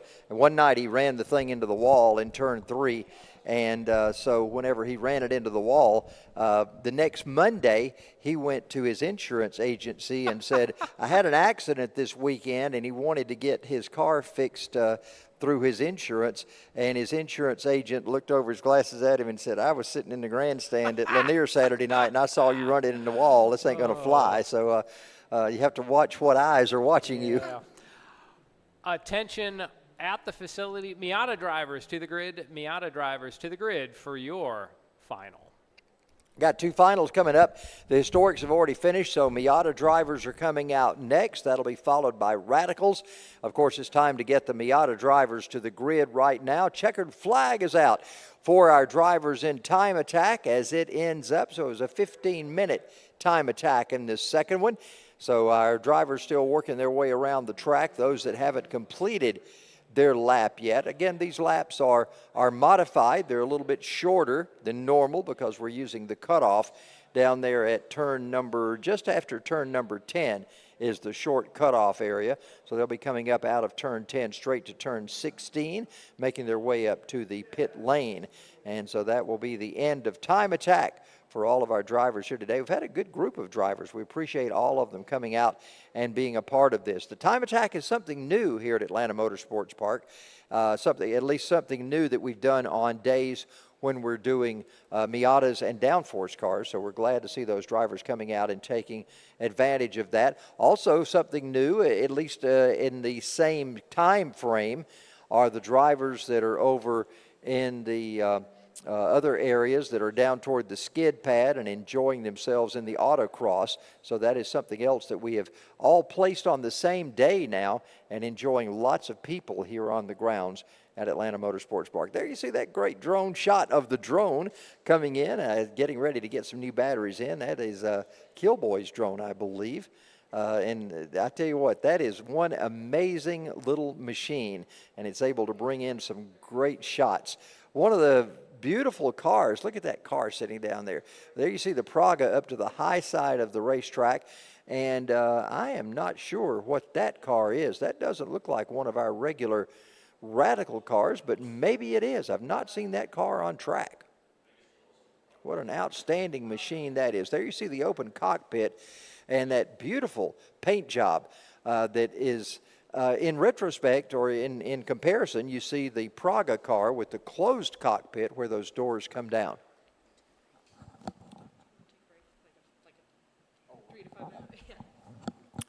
Ladies and gentlemen, we're going to take a quick break. We'll be back in just a few moments as they refuel those cars. We're going to refuel ourselves as well. We'll see you in just a few minutes as we get back for Spec Miatas and for Radical cars. Coming up in just a moment, you're watching video coverage from Atlanta Motorsports Park in Dawsonville, Georgia. Back in a few minutes.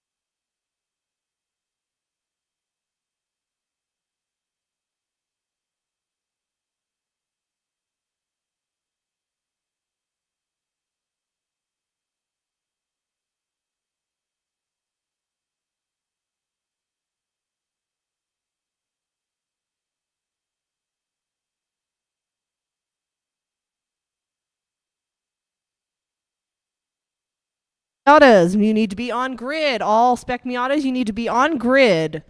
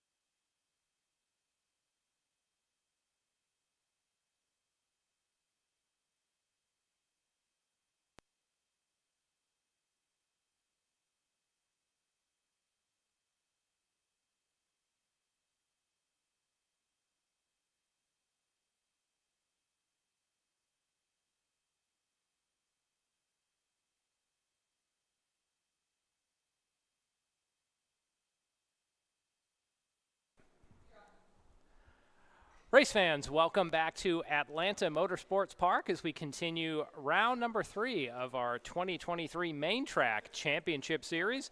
I'm John Matthews, joined by Charles Head as we're getting set for the finals of the day, and that will start with our Spec Miata division. So Charles, here we see our cars rolling on track. They'll start in the order they finished in the pre-final. That means Blake Fabiani will be on that prized pole position.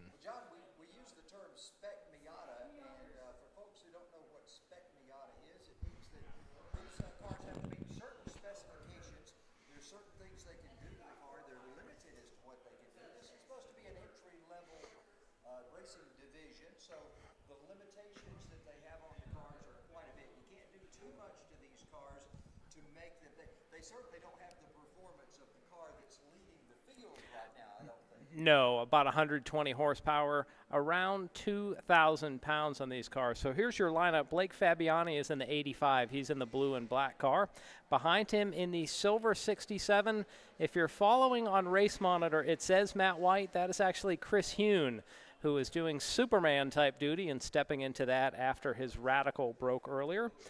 Steve Tyner in the 09, that's the orange Miata that is third in line. Behind Steve, Ann Maury in the number 80.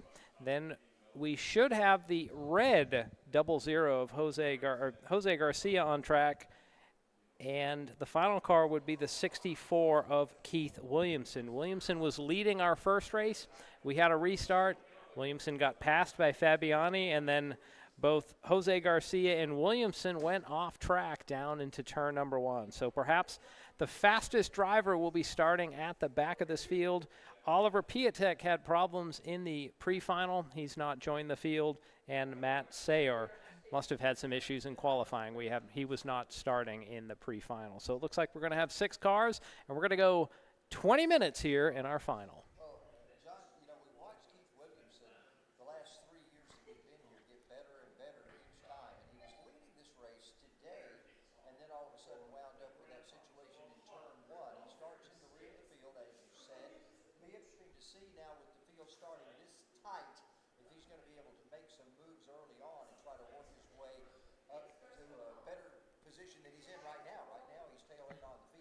So they come down to the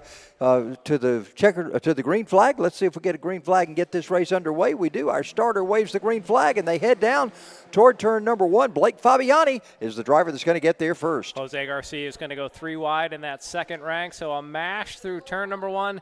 Fabiani leads. Hune is in second. Looks like Jose Garcia already rocketed up to third place. And I believe Matt White is actually going to be in that car for the final. I believe Chris Hune was in it for, Will Rigdon told us that Matt White was going to actually be in it now, so I believe that's the case.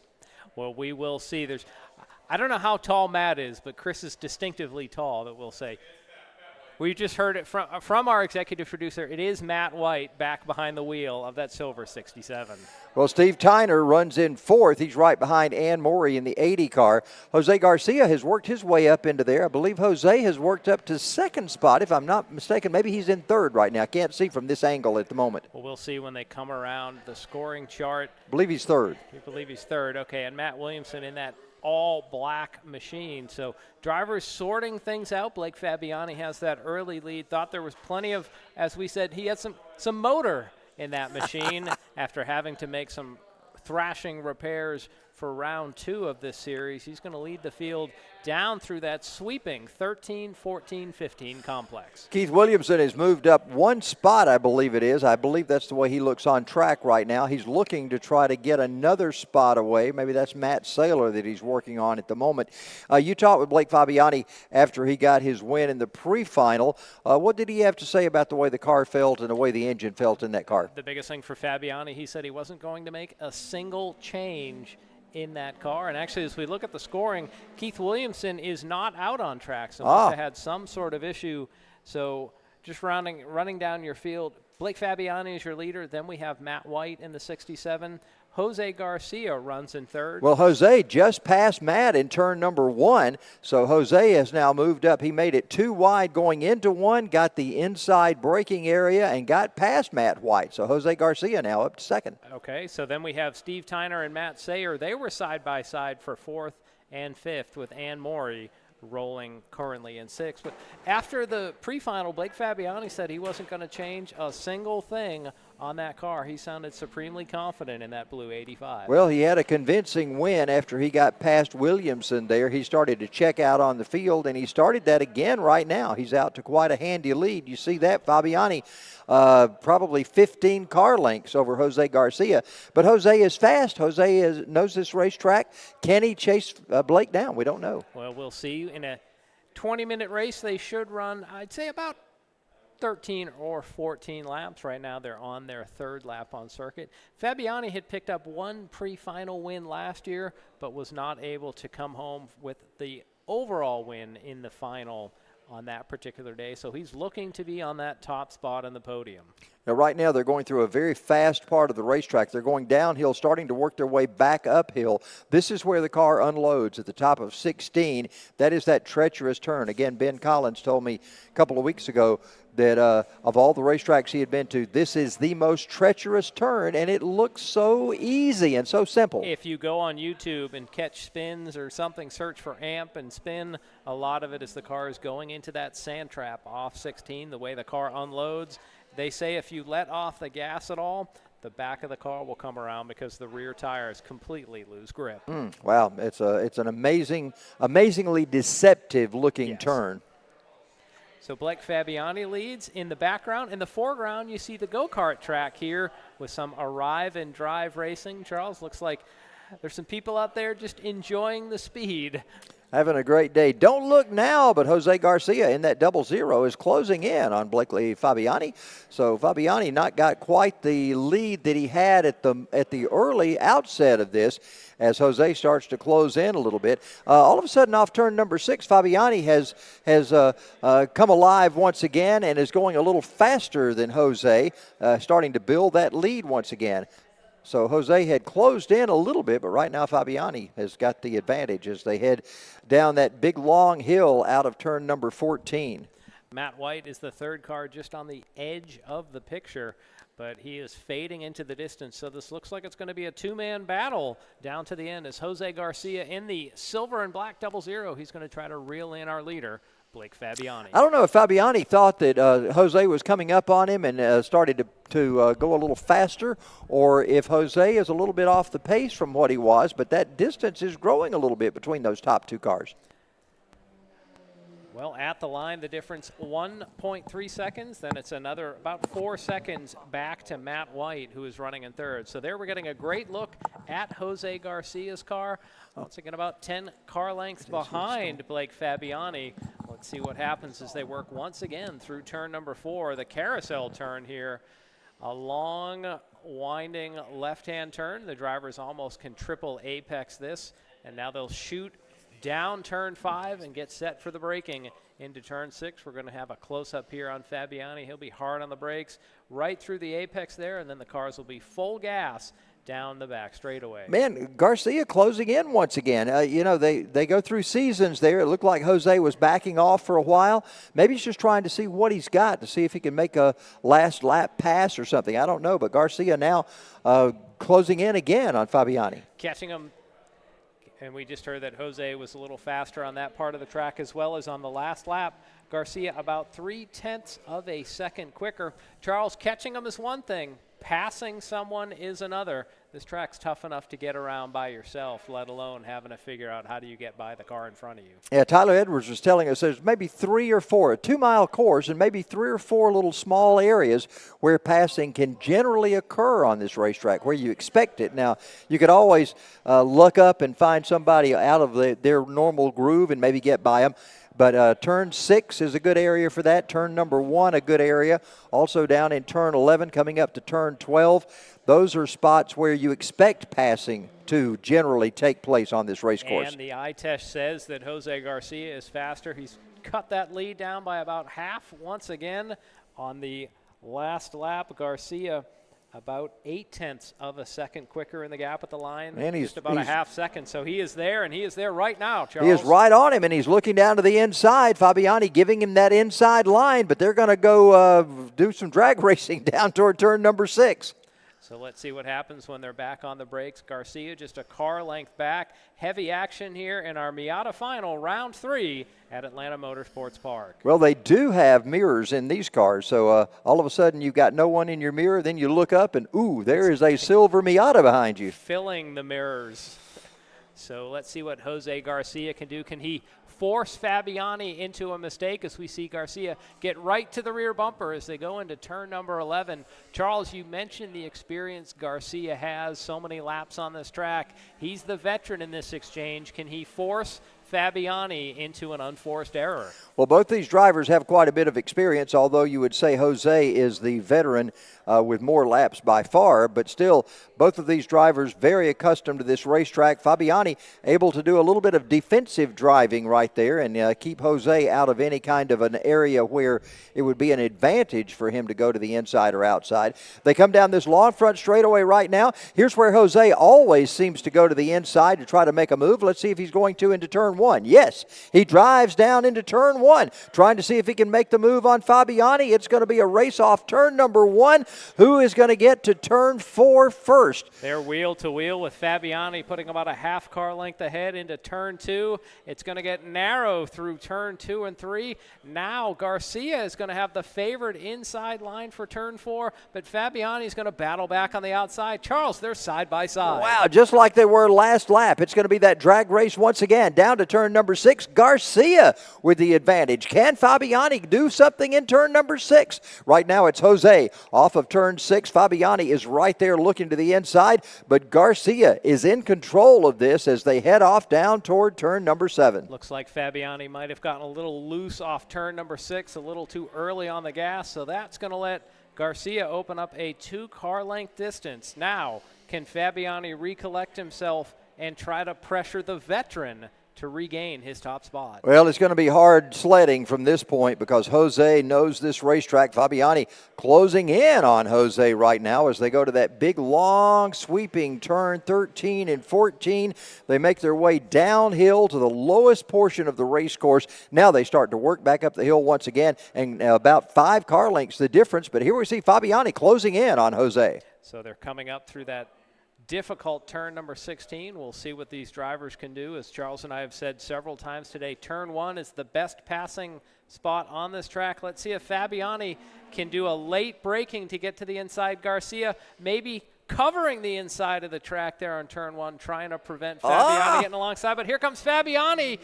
They're going to drag race again, Charles, up to turn 2. Well, Jose left the door open just a little bit, and Blakely tried to fill it, but now he finds himself single file behind Garcia once again as they work into turn number 4. Garcia, a different situation now than it was the last 2 laps. Last 2 laps, they were both side by side as they came down this hill. Now Jose in control of this race. We've got a little over 8 minutes left in this race. Can Jose hold off Blake? So once again, we're enjoying our Miata final in round number 3 of our main track championship series. And Charles, now it seems like we're seeing Garcia slowly inch away. That last time down in turn number 1, it seemed like he might have been a little defensive, squeezing to the inside, as maybe there's a problem. Here comes Fabiani around through 10 and 11 right to the lead. Don't know if Garcia missed a shift because he seems to be at speed now, but Garcia, suddenly that gray car gave up the ghost, and Blakely Fabiani goes back to the point. Wow, what a fortuitous turn for Blake Fabiani. Now Garcia's right on his back bumper. Jose, maybe as you said, he missed a shift or something. Looks like his car's handling well. Looks like he's up to speed. He's trying to set him up for a pass. I don't think this is the place you want to try to pass someone. He'll tuck in single file as they come through 16, but look out in turn 1. Well, this could set up the braking, so Fabiani right down the middle of the track as Garcia takes a peek to the outside. Fabiani playing defense on the inside. Let's see what happens when they exit the corner, but for now, Fabiani holds on. Here comes Garcia. He's going to force the issue as they drag race up to turn 2. Wow, Jose took the outside. I kept thinking he was going to cut back to the inside, but he didn't do it. They're side by side, door to door as they come through turn 3. Look at this. It's going to be Jose back to the point once again in turn 4. So Charles, if you go to the outside, you can hold it. Days of Thunder reference once again as Garcia now drops down into turn number 6. He has about a 3-car length lead, sweeps wide through 6. Don't know if there's some issue on that gray 00. Charles, I still think he missed a shift, but Fabiani is just hanging around, and you never know what can happen as we get into the closing moments of this race. Well, it was certainly an interesting last lap as Jose lost the lead. Fabiani took it back over again. Then Blake lost it to Jose as they came out of turn number 1. They're right in each other's tire tracks as they head down through turn number 11 right now. Up the hill into turn 10, we've heard this is a possible passing zone, but not this time. So now we see Garcia about we'll say a comfortable 2-car length lead. Garcia's in the comfortable. silver car. You want to call that comfortable? When they're not side by side. So we'll see what happens. Will Garcia play defense as we're coming up to just under 6 minutes remaining? So that would be about 4 laps by our quick math. Garcia, your leader, Fabiani in second, and then it's a gap back to Matt White in third, Tyner in fourth with Maury in fifth. John, you got to wonder when you're, check this out. Man, locking the brakes up goes Fabiani down to the inside. But again, they're side by side as they head off turn number 1. This time Blake tries to stay up alongside Jose, but he can't do it. He's going to have to tuck back in single file behind him as they go through that little set of S's coming off turn number 2. And once again, Garcia to the point off turn 4. Fabiani went full send into turn number 1, Charles. All that smoke billowing out. It's looked like he tried to brake as late as possible to come up to the inside. Garcia was able to just delay his entry and hold the lead on the outside. Now through 6, we're seeing Garcia with now we can say a comfortable 4-car length advantage. What does Fabiani have left in his suitcase of courage to throw at Garcia today? Well, as we've thrown this term around today, does he have enough motor, do you think? We don't know if it's motor or just consistency. So they're off turn 10 through 11. Now they'll grind uphill. Both of these drivers skirting right out onto the rumble strips at every corner using every inch of this 2-mile facility. Great shot from the drone looking down on our drivers as they work their way off turn 14.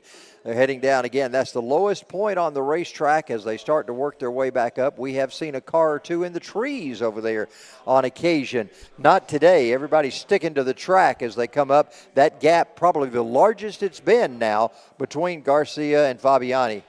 So Garcia will go down the front straightaway and set up for the braking zone of turn number 1. Let's see if Fabiani might lock up the tires once again, as there you get the camera shot right coming at you with the drone into turn 1. Now, Charles, it seems like Garcia has established a rhythm and seems to be drawing away. Yeah, and time starting to wind down. We've got about 3.5 minutes left in this, maybe a lap and this lap and one more possibly for these drivers. So Garcia firmly in control now. But again, he had a missed shift. We assume something happened to that car that doesn't seem to be mechanical. And that happened a couple of laps back. That could happen again. So it's still unclear as to whether Jose or Blake would be the driver that goes to the top of the podium this afternoon.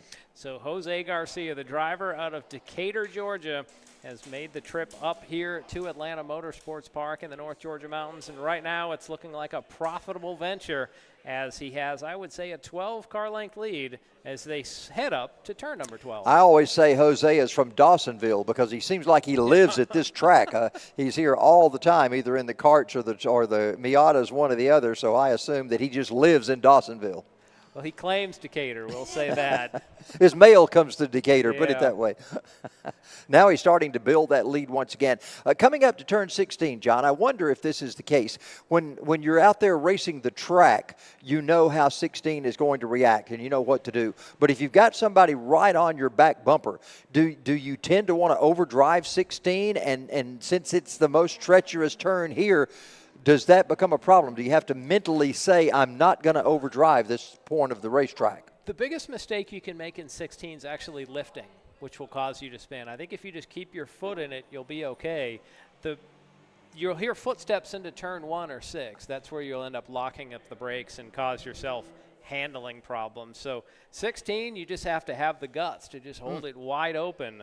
through that corner. Wow. Well, they're working their way down the hill right now. Another treacherous area on this racetrack is turn number 6.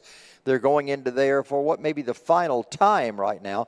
Garcia starting to extend that lead still over Fabiani as those cars separated now by, I don't know, a good, in dirt track, we would call that a full straightaway. I'm not sure what you call it here at this racetrack. 2.5 seconds was the gap the last time around as we're following with Fabiani. Seems like he is running out of time, running out of hope as Garcia works his way up through turn number 11.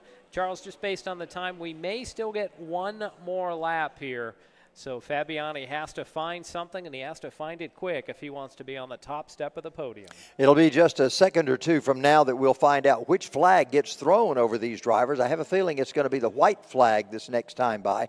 And I believe Blake Fabiani is slowing a little bit. His car continuing to keep further and further distances from Garcia's back bumper. I don't think he's in jeopardy of losing second place right now with the tempo he's running.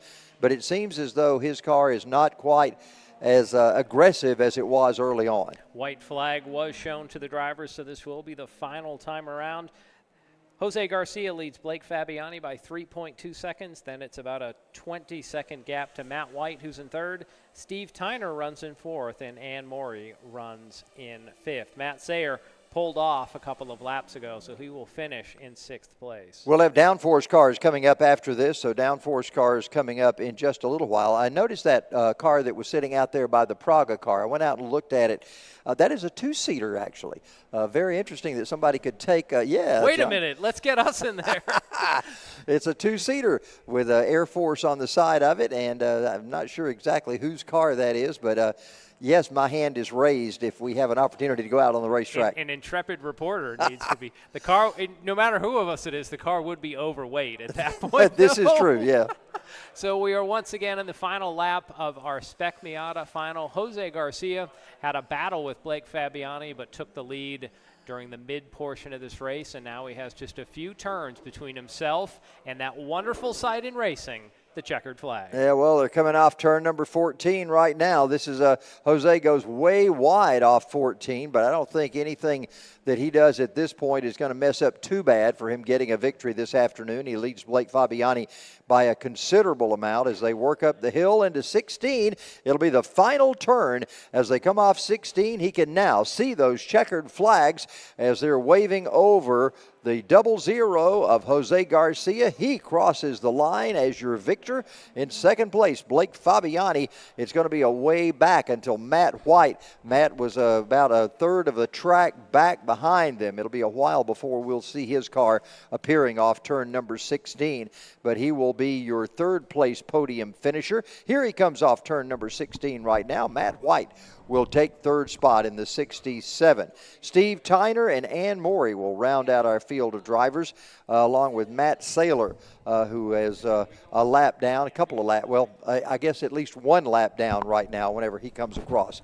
In just a moment, we'll get some words with Jose Garcia as he is proclaimed the winner this afternoon of our Spec Miata class. We'll be bringing out the Downforce cars in just a few minutes. There you see a great shot of the Autocross going on right now. We got one driver working their way through. These drivers just continue to circle themselves in and out of there. You see the drivers waiting to go down to do Autocross, and they'll be going through in a moment, but we got one car on the Autocross course right now. It took them a while probably to get all those orange cones set back up again after our debacle a few minutes ago. Yeah, that seemed like the dune buggy went out there and switched Autocross for Grand Theft Auto out there on those cones. those poor cones getting mowed down, but boy, you maybe couldn't see it from the drone shot. I bet there's some big smiles. I'm sure, don't you know? Buggy. Don't you know? They got the scales there. They're going to run our leaders across there. Jose Garcia will be down there in just a moment as he gets set for his winning day today.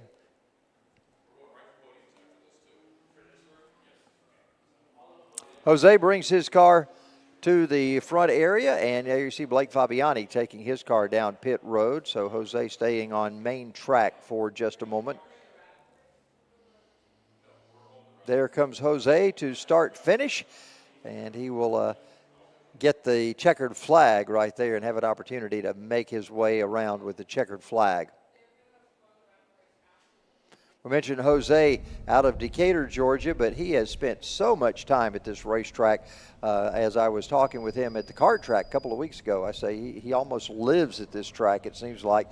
And he was one of the early people when this track got started. He has put in a lot of laps at this racetrack. Very great ambassador for Atlanta Motorsports Park. And we appreciate what Jose Garcia brings to both the main track here and also the kart track here at this great facility. He's going to make a victory lap around with a checkered flag. It's Jose Garcia in the 00, your race winner this afternoon in the Spec Miatas. We've got Downforce cars coming up in just a moment. We'll have Downforce cars coming your way with the Radicals and the Pragas. Well, at least one Praga going to be in the field. We may get a second one. They were working on that car earlier. It had some difficulties earlier today, and a possibility that we may get that car on track as well. Pragas were here last time we were here, first time that we had seen those cars. And they are a very interesting race car, closed cockpit cars. They actually got the flip-up doors that are on those cars, and so the driver's sitting in there. Tyler Edwards was telling us earlier today those are basically carbon fiber cars. They don't have the traditional metal roll cages like the Radical cars do, and so they're closed cockpit, they're carbon fiber. Little different situation for those cars as we have in the Radical cars. A different makeup, different look on those cars, but hopefully we're going to get more and more Pragas as we get them set to come out here and race with us at Atlanta Motorsports Park. It was good to see those folks out here with us a couple of weeks ago, and glad to have them as an addition to this racetrack. And I'm not sure what that spec car is that was out there on the paddock area a little while ago. That was a very interesting car, a dual-seater car.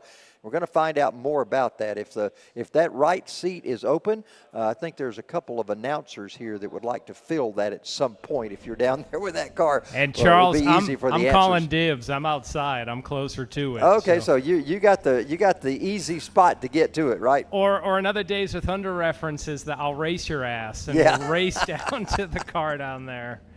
So we do have some of the Spec Miata drivers coming across the scales, going through tech. Maybe I can catch a word with Blake Fabiani.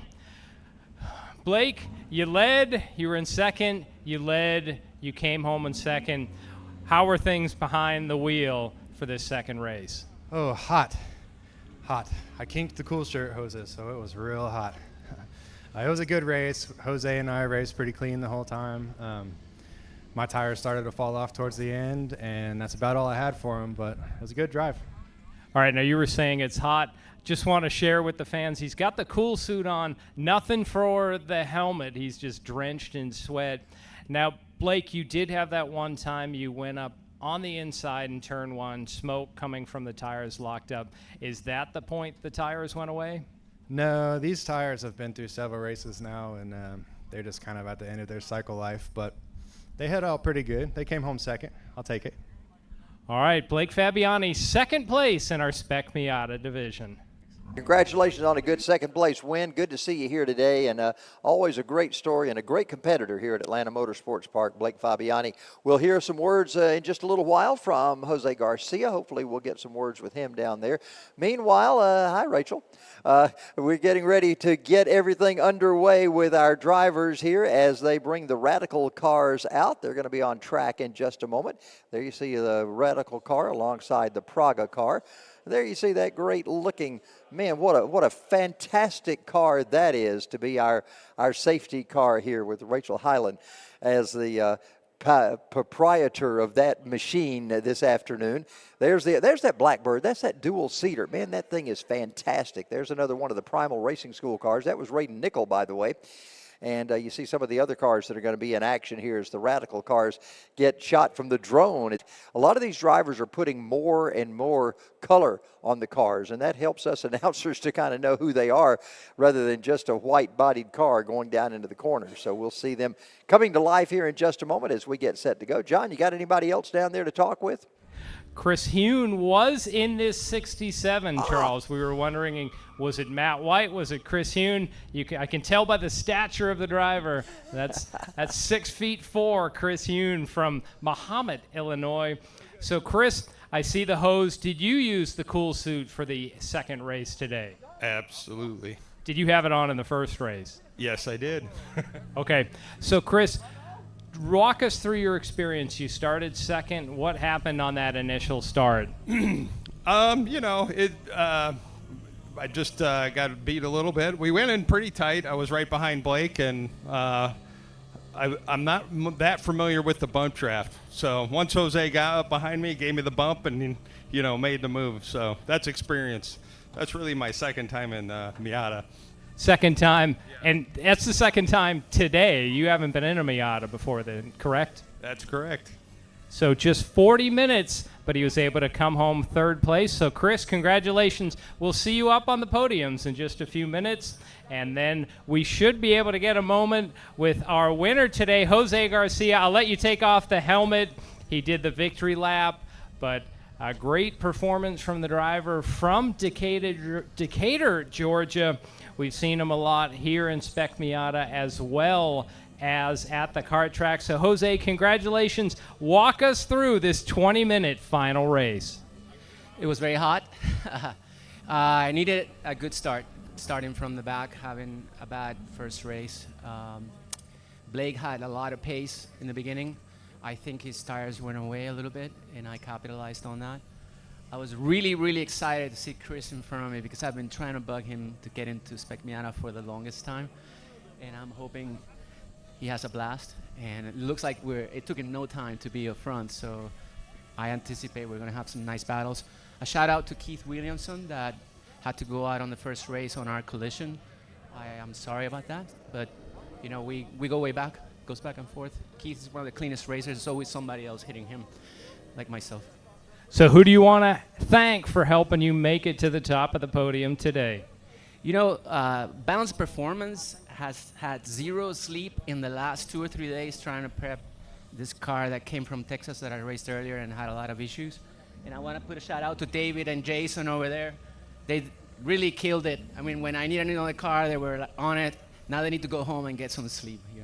All right, well, you might have to take them to Waffle House before the end of the day. We'll see you in a few moments. Over at the podiums, we'll be doing awards. Our executive producer is saying right now, top 3 drivers, we're going to do our awards at the podiums. For this moment, Charles, I'll send it back to you in the booth. Thanks, John. Yeah, on the way over to do podium finishes right now. We're going to go ahead and do those podium awards for the top 3 drivers. Good to know Chris Hune was in that car. We thought it was going to be Matt White when he climbed out of it. And as you said, John, there's no mistaking Chris Hune when he climbs out of one of those little Miatas.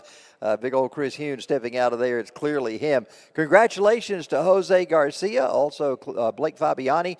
Blake mentioned, and so did Jose, that the difference in this race seemed to be the tires that Blake had on his car.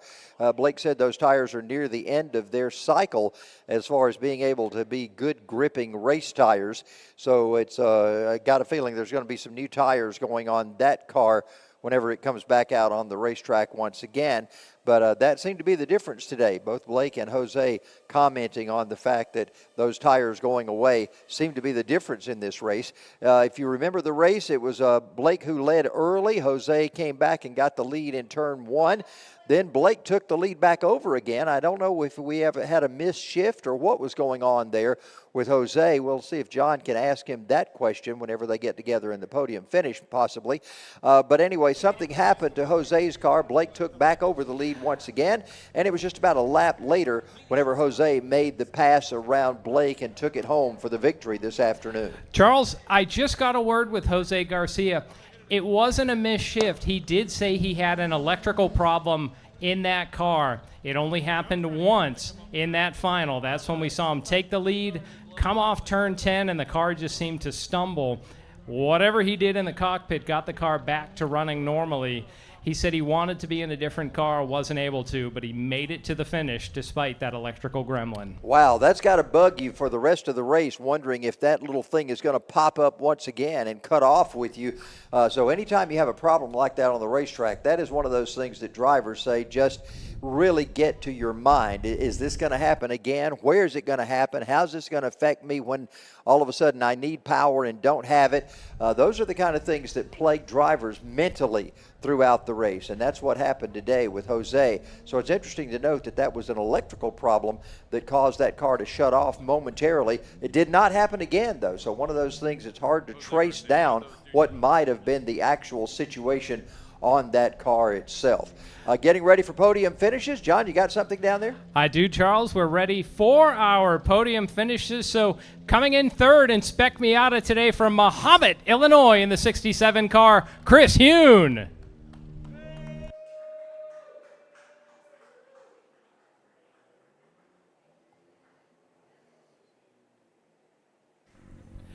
Second place in Spec Miata from Dothan, Alabama, Blake Fabiani.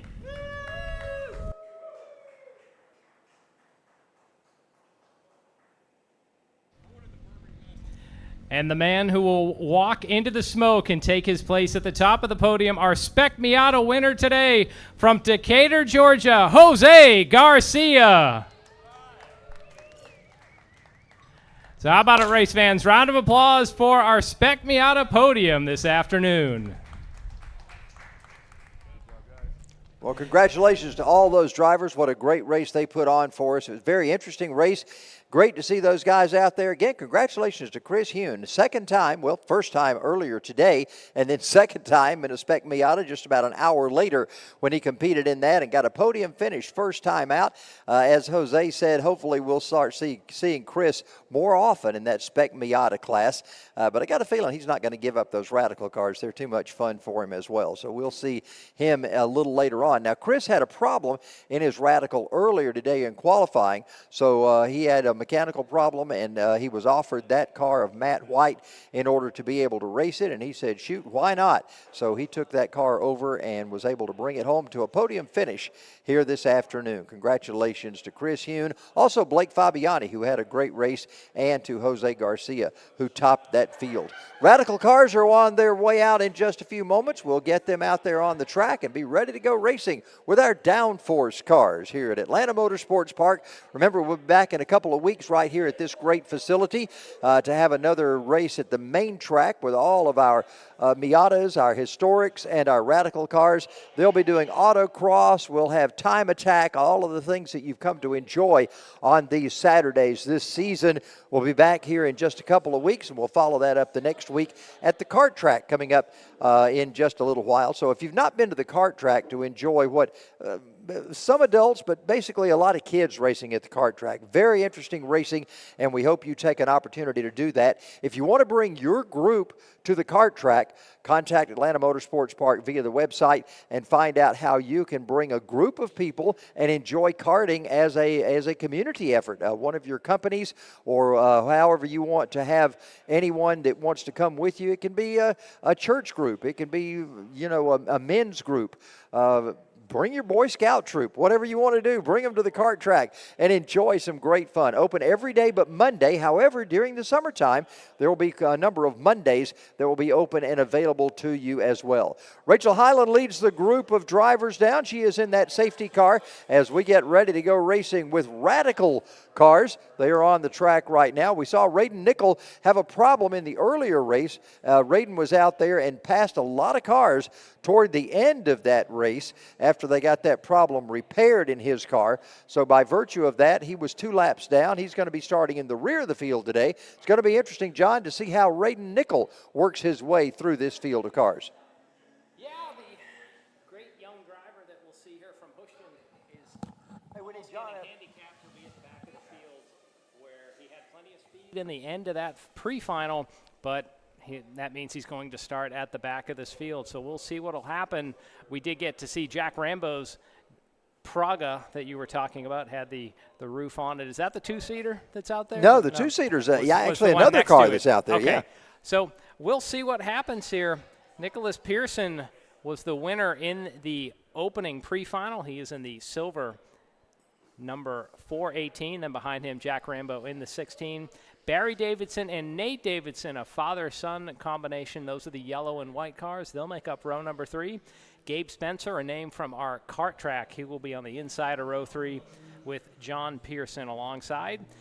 David Mason, Shane Anderson make up row number 4. Evan Lowry, Justin Fierro will be in row number 5. And then Pete Folger, William Layton in row 6. Raiden Nickel will be all the way on the inside of row number 7 with Greg Folger alongside. Chris Hune, his car broke, so he will not be making it into this final. Well, that's the one that I'm looking forward to see what Raiden Nickel does. That's going to make this race very interesting, is to see how Raiden can make his way through the field, if he can, in this car. They got some repairs done on it. Not sure exactly what the problem was with it. So the way he was passing cars toward the end, I believe he is back up full speed.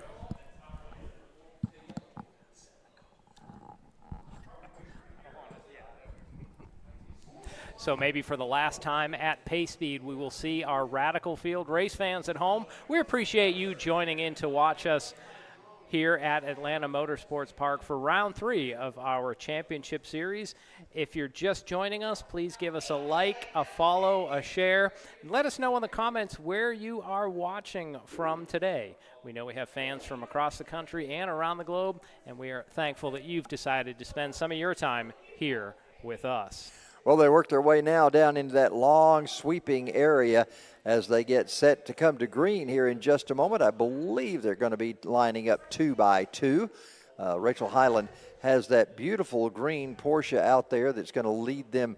I believe she'll be heading off toward pit road right now, and the drivers are lining them up 2 by 2. Yes, they are getting double file as they get set to come up to the green flag. So in just a moment, we will experience one of those greatest scenes in racing where everybody comes down the front straightaway and the green flag flies as all the cars make their way by on the attempt to get a first lap in, and that should not be a problem. Rachel takes that car off on the safety road, and we are ready coming out of 16 right now. We'll see these drivers come by on that long straightaway. The flagman will hold them back. The starter will hold them back for just a moment. He'll give them the green right before start finish, and we'll get set to go racing. The engines rev up, and we're going. Look at this, almost trying to get 3 wide at the very beginning as they head down toward turn number 1. Let's see who's going to come out of turn number 1 in good shape. 3 wide. Barry Davidson in that yellow car gets squeezed in the middle as his son Nate goes to the inside, and Rambo was on the outside, so a wild start down into turn number 1. What we do know, Nicholas Pearson was able to clear the field, and he is your leader. Well, they worked their way off of the turn number 4 carousel as they head down to turn 6. Now, this is that area where there's passing is certainly at a premium right here. They're able to get side by side. Oh, some contact right there between 2 of their drivers as they make their way off turn 6. So Barry Davidson, for the moment, is in second. Nicholas Pearson, your leader. We'll get an update when they come around to the start-finish line. But heavy action here in our opening lap. These Radicals should get 15 to 18 laps in this 20-minute span as we see a logjam up through turn number 12. Barry Davidson looking down to the inside of Rambo as they come off turn number 13. So nose-to-tail action here on our opening lap. Yeah, they're bringing it up through turn number 15 right now. They head up the hill. We'll be seeing our first driver appear here on the front straightaway in just a moment. Coming out of turn 16, there's the rest of the field making their way by, and we see Raiden Nickel already working up through this field right now. Nickel already up to 3rd spot in that 93 that has the green on it. I think that's 3rd on the scoring, but I think one of the cars is not being scored, but I think he just got by Rambo. I think Rambo is the black car there.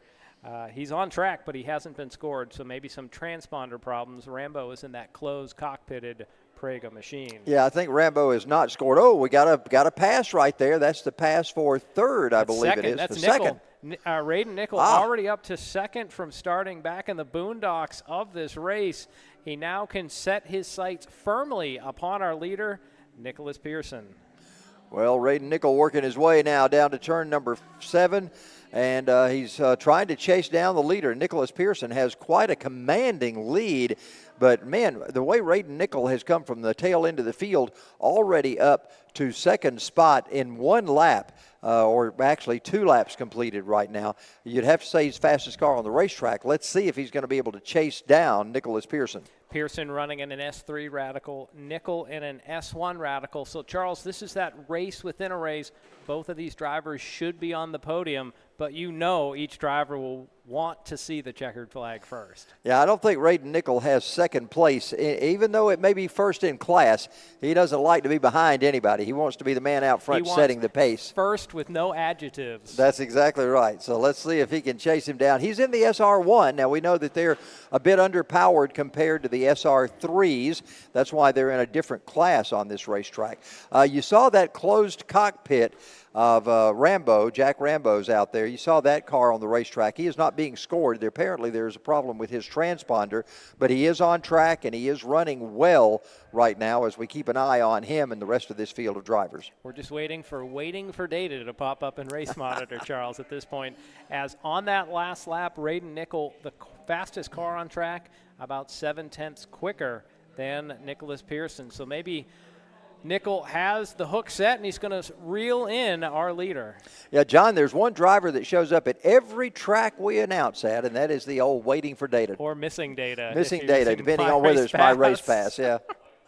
Never, and you know what? It almost never seems to fail that the winner is the one who's waiting for data. And you have many times, yeah. Good there we got a pass going on right there as they look to the inside, and I am not sure who's in that red car. We have a number of the drivers' numbers. We don't have the color-coded entry list right now. Well, we'll see when they come across the line. I think that's David Mason and John Pearson were scrapping side by side on that last lap. Raiden Nickel 1.5 seconds behind. Nickel has closed the gap right now. Look at them as they come down the front straightaway. Those are the drivers that are right mid-pack, and they're racing hard right in there as they come off turn number 1. So no quarter being given right now as these drivers accelerate up through the gearbox, heading towards turn number 2. Almost seems like nobody's left alone on this track. Everyone's paired up. That darker colored car, that is John Pearson, who is running scored as 4th. He should be 5th, as Rambo is currently running in 4th right now.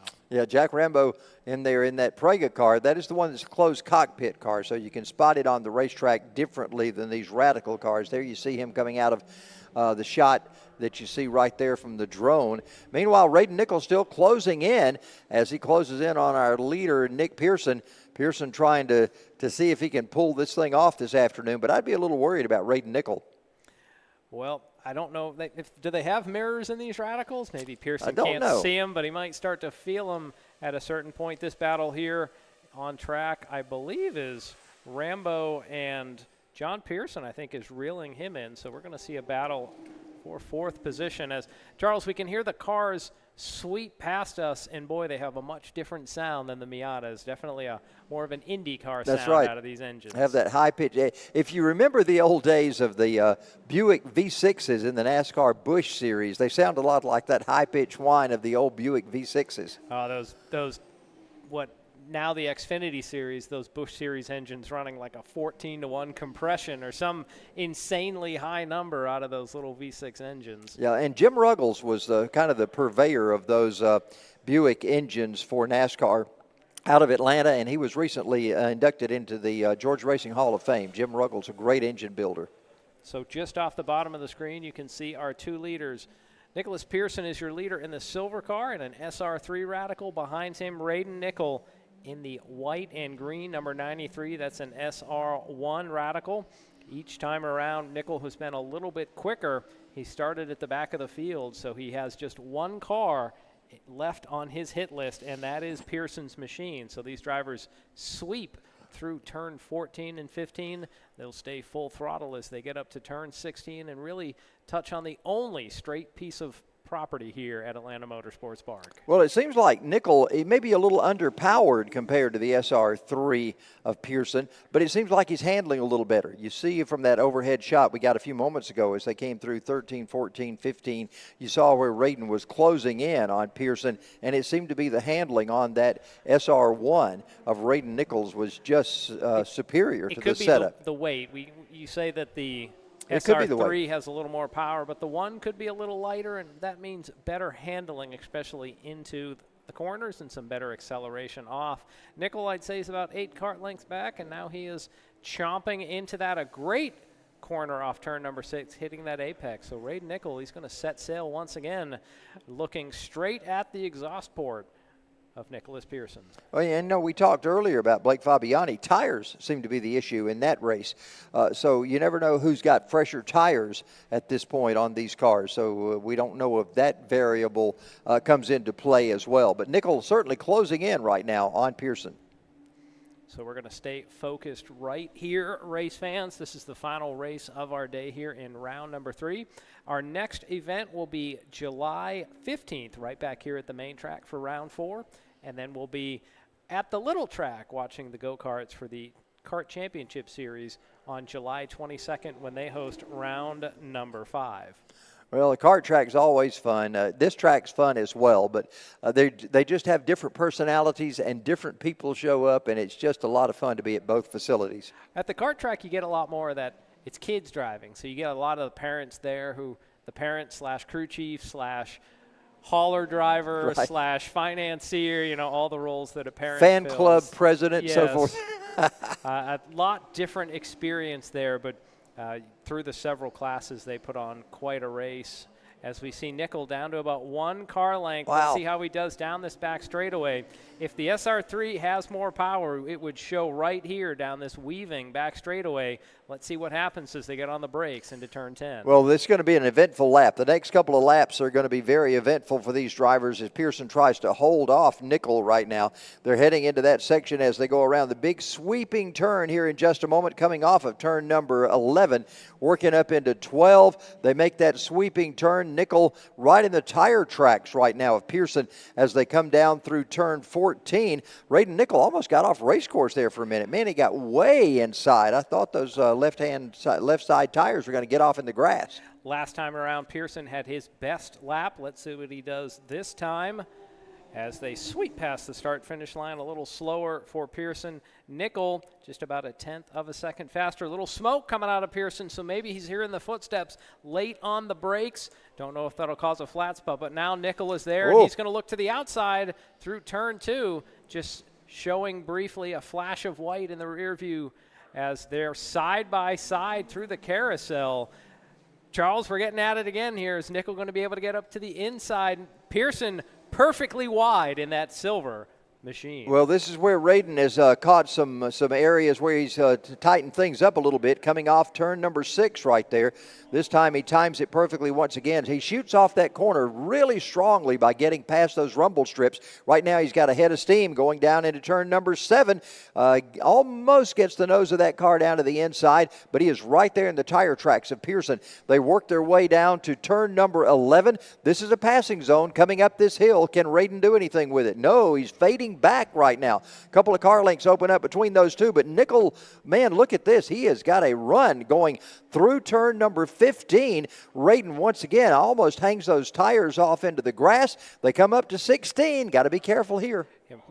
Nickel providing some free lawn mowing off turn number 15 there, right down to the inside. Let's see, does Pearson lock him up again? Maybe a defensive line down to the inside as they're into turn 1. Pearson does cover the inside. He's hard on the brakes. Nickel, he's going to try a crossover as they go up to 2. Maybe a little bit of overlap, so Nickel just to the outside. He might have that preferred line through 2 and 4. So Raiden Nickel surges to the front here in our radical final. Well, he came through that area that's really not known that much for passing as he got down through turn number 3 and was able to use that little bit of S's that we've got over in turn 2 and 3 to take the lead. Now, Nickel, can he hang on to it? Pearson is right behind him. There you see a shot of how different those cars look. The narrower SR1 that Nickel is in, and then the wider based SR3 that Pearson is in. They take it down toward turn number 7 right now, and they work their way. Nickel starting to pull away by 2 car lengths right now over Nicholas Pearson. So 9 laps on the board. Both of these drivers have opened up an 18-second gap back to third place Barry Davidson. So the battle's still on here at the front. Now, can Raiden Nickel build on this lead? Can Nicholas Pearson find a way to recover and get back to that top spot? We'll find out in the waning laps as we have just under 8 minutes remaining. Yeah, we've been 13 minutes or so into this race right now, and so we've got 5/8 of the race is complete, give or take. I don't know. I just threw that. It's a little past halfway. Where'd the math class break out in the middle of this race, Charles? Some more smoke off Pearson's car, it looked like they're coming off the exit of turn number 1. You know, I was telling somebody the other day, racing is the only place that I know of where you wouldn't say a 20th, you say a half a tenth. Yeah. So, well, you know, that's such an odd way of saying something, but he's half a tenth faster than somebody else, and that would not work in the mathematics world. I don't think anyone would say a 20th. You No. might say 500th. Raiden Nickel, some smoke coming off the right rear there into turn number 6. So Nickel also showing some signs of the tires fading. Charles, it's a hot day. You have to imagine the tires are getting hot. The brakes are getting hot, maybe starting to fade. So which driver has managed their equipment a little bit better? We'll find out here in our waning laps. Well, and John, not only the drivers managing their equipment, but you talked to drivers down there who were burning up after that Miata race. They got their cool suits on, but every driver talked about the heat and how hot it was out there today. Well, Chris Huhn had a working cool suit. Jose Garcia didn't have anything. Unfortunately, Blake Fabiani said his lines got twisted and he had no cool suit. Oh, wow. I've heard other drivers say a failed cool suit is worse than no cool suit is on because you have all that stuff on you, but you're not getting the benefit of the cooling. Down into turn number 1, Pearson makes another shot, but he cannot quite get up alongside off the straightaway. So Nickel opens back up to 4 car length, but Pearson not just going away here. Nickel having to fend off pressure through that tight hairpin. I noticed Chris Huhn was talking to you down there also about the fact that bump drafting had come into play, and that's something, radical cars, you don't do that kind of thing. No. So that was a little different situation than what he'd been used to. The carbon would shred compared to what the Miatas are I think able so, to and do. you might drive over someone with these wedge bodies. That would not be a good thing at all. But that happened in Miatas, and Chris was not familiar with that necessarily. Well, the bumpers are matched Right. in the Miata, so front and back can do that bump drafting. Special set of matched bumpers, right? Yeah, well, makes me think of the NASCAR modifieds we talked about earlier can bump draft at a track like New Hampshire Motor Speedway because they have that big chrome horn on the front, but they have a big bumper on the back, and they match up. NASCAR Cup cars, a lot of times, the front bumper is lower Right. and will tend to lift the driver in front of them. That's one thing they have to work on in those cars is making sure that is able to be done because for a while there they didn't match up. It's better with these new gen bodies, but back through the 90s and 2000s, you would not, that low nose would just lift someone off. Let's see what Pearson does into turn number 1. He's going to try to draw alongside. Ooh, some close quartered action there, but once again, Nickel able to draw clear off the exit of the corner. You saw Pearson there turn that car heavily. It looked like he did not get the turn completed that he wanted to and had to really manhandle the rear end of that car around a little bit. That lost him a little ground on Raiden that time coming off turn number 1. They head down to 6 once again. Raiden starting to build a little bit more of a lead on Pearson, but that pesky Pearson just won't go away. He is right there. On that last lap, Pearson had a quicker lap time. Both of these drivers, though, their lap times are fading. So I think we're starting to see signs of the handling is going away. Which driver will be able to muscle these radicals home here as we're in our final race of the afternoon. And you talked about the drivers that were out there in time attack. Those are just regular passenger cars.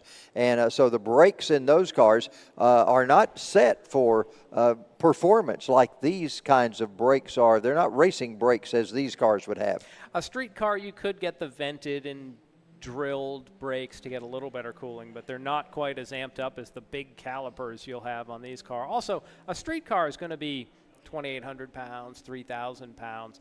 These radicals, we're talking, what, 1,000 pounds, 1,200? Yeah. So it's just a force of physics. You don't need as much brake when the car is that much lighter. As, again, we see Pearson draw right up close to Raiden Nickel, but he has no response off the exit of turn number 1.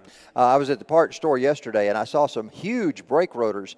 And I asked them, I said, what do these brake rotors go on? They said, those are police brake rotors. So they have a different performance specification for police brake rotors than they do for standard cars. It's probably the Martinsville package. I would say so, yeah. Big rotors, big pads. The other part that Martinsville has, you have the biggest rotor you can get in the wheel, in the hub, the biggest caliper you can get on there, but then you need all the ventilation from the front blowing on there to cool the rotors so they're not just glowing cherry red the And entire so many time. times at racetracks, at night especially, you see those glowing red brake rotors, and it is just tough on them. When they're glowing red, they're not working at all. That's right. The fade starts to happen. You push the brake pedal down, and you're not getting the performance. Then usually once they get hot like that, you can very quickly boil the brake fluid, and then at that point your brakes will completely go away. You'll hear stories of drivers having to pump the brakes to build pressure down the straightaways. Not really a chance on this track to build the pressure much. There's really only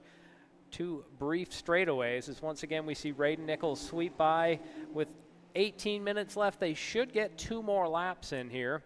So they're down into turn number 1. Pearson not going away that last time around, 0.6 of a second the difference. We'll see what happens. Pearson, though, running out of chances to get back into the lead.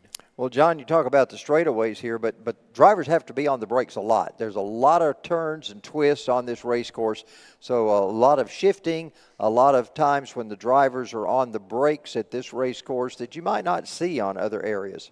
And because of that, you don't have a chance to let the brakes cool off, and there'd be no chance to, you know, in NASCAR, you go down the long back straightaway somewhere, and the driver can pump the brakes to restore pressure.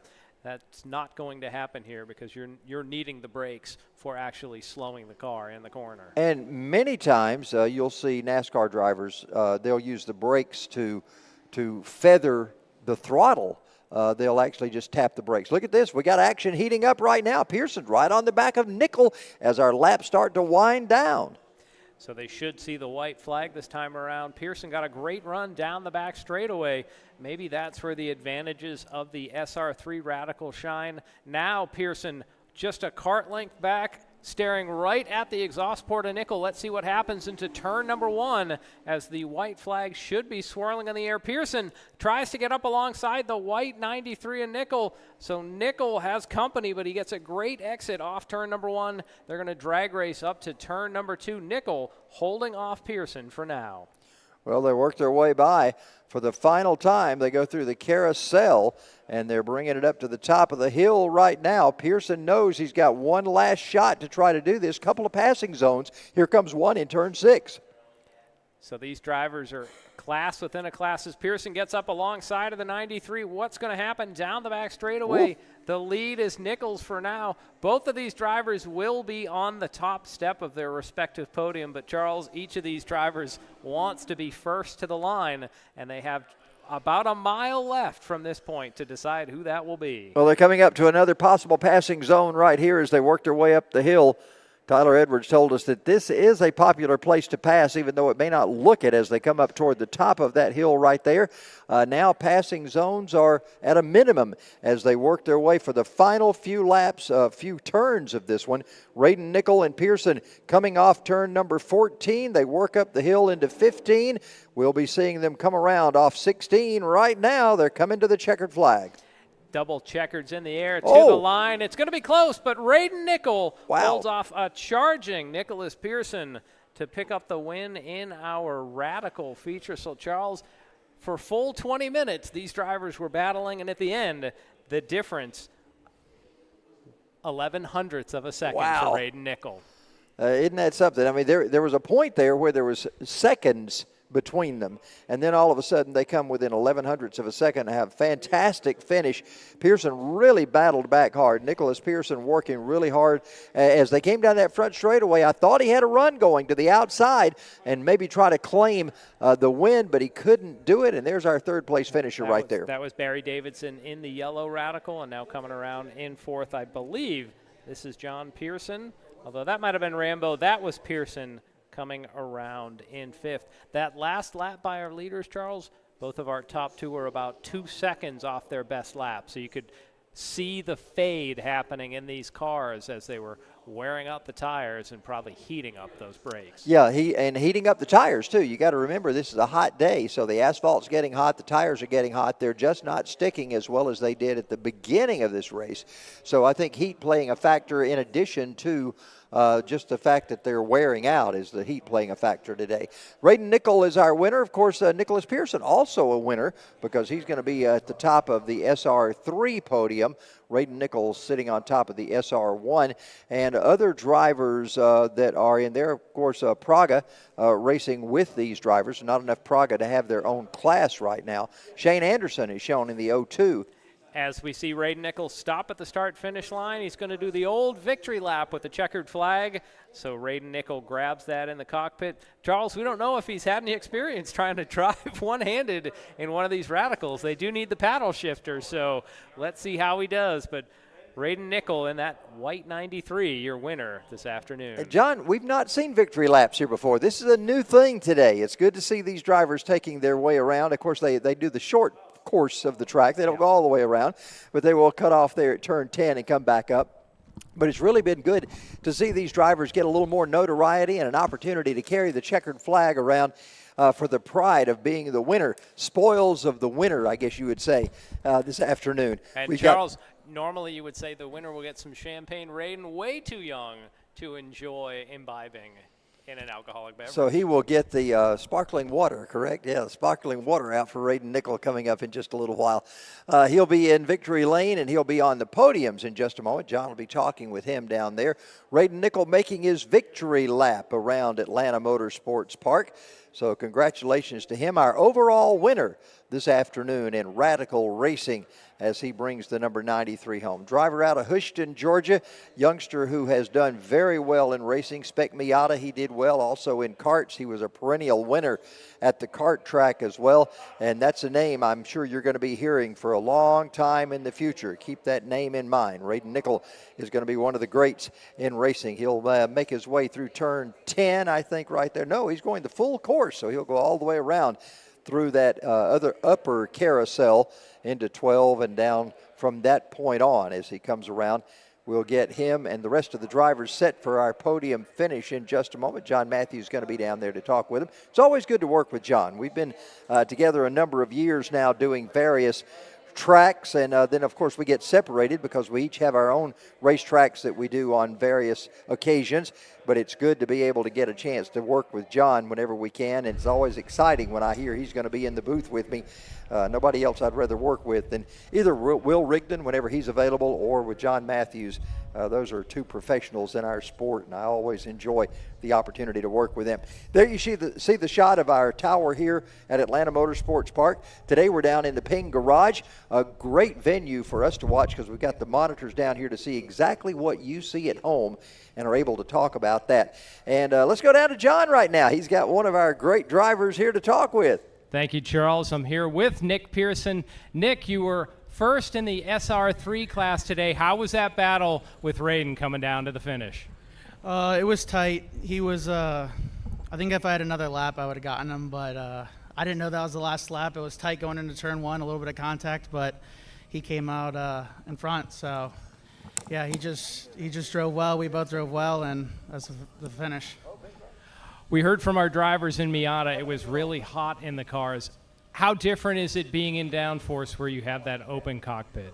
So it's nice because I get to crack my visor when it's hot. I'll just lift it up a little on a straight, but overall it's still hot. It was a hot day today. We were both sliding around out there, him especially. He was driving the crap out of that car. So, yeah, great race, great day. I'm racing with my dad, so great Father's Day result. I was glad I could win the first one. So.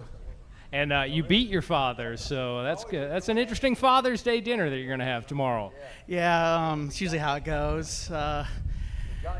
Yeah, we just come out here to have fun, and I usually do the Radical Cup Series, but we love these events because we can both drive together here and have a fun time. Well, Nick, congratulations. We'll see you on the podiums in just a few moments. Back to you, Charles. Thank you, John. Well, it's good to hear from Nick Pearson. We're going to be going down to Victory Lane again in just a moment as we get ready for podium finishes. John's going to work his way over there, hopefully get some words with Braden Nichols, too, as he completes that victory lap. Braden will be in the pit area in just a moment, and he'll be climbing out of his number 93 car. Hey, John, while you're down there, see if you can wrestle us up a trip around the track in that two-seater that's down there. Be interesting to see if we could get up to speed on this track and see what it feels like. Not that we're Not that we're trying to vie for that, but, you know, if we do get a chance, it'd be nice. We'll be checking that out in a little while. Podium finishes are coming up. Ladies and gentlemen, thank you so much for being with us here today at Atlanta Motorsports Park. It's been a great afternoon of racing, and we look forward to being back again in a minute. Let's go down to John Matthews with Raiden Nickel. Thank you, Charles. I have the winner of the SR1 Radical and winner overall, Raiden. Congratulations. Thank you, sir. So walk us through this race. You started completely at the back after the pre-final. What's going through your mind when you see the green flag drop? Well, the key is just to make as many positions as I can in the first couple of laps. Try not to waste too much time. You know, save the tires. You know, they wear fairly quickly once you have to go through traffic. So I was fortunate enough to make a decent amount of ground on the first lap. And then you get further into the race. Describe your battle and your being able to get by Nick for the lead. Well, the tires were coming. They were coming to the end of its life by the end of the stint. So when I was chasing Nick, I could tell the tires were getting pretty hot. I was starting to slide a little bit more. So when I passed him, I really had to just maintain the tires, hit my marks, and try to make my car as wide as possible. So we saw you use the outside to get past him. Could you hear him? Could you feel him back there once you got past? Did you know he was coming back for you?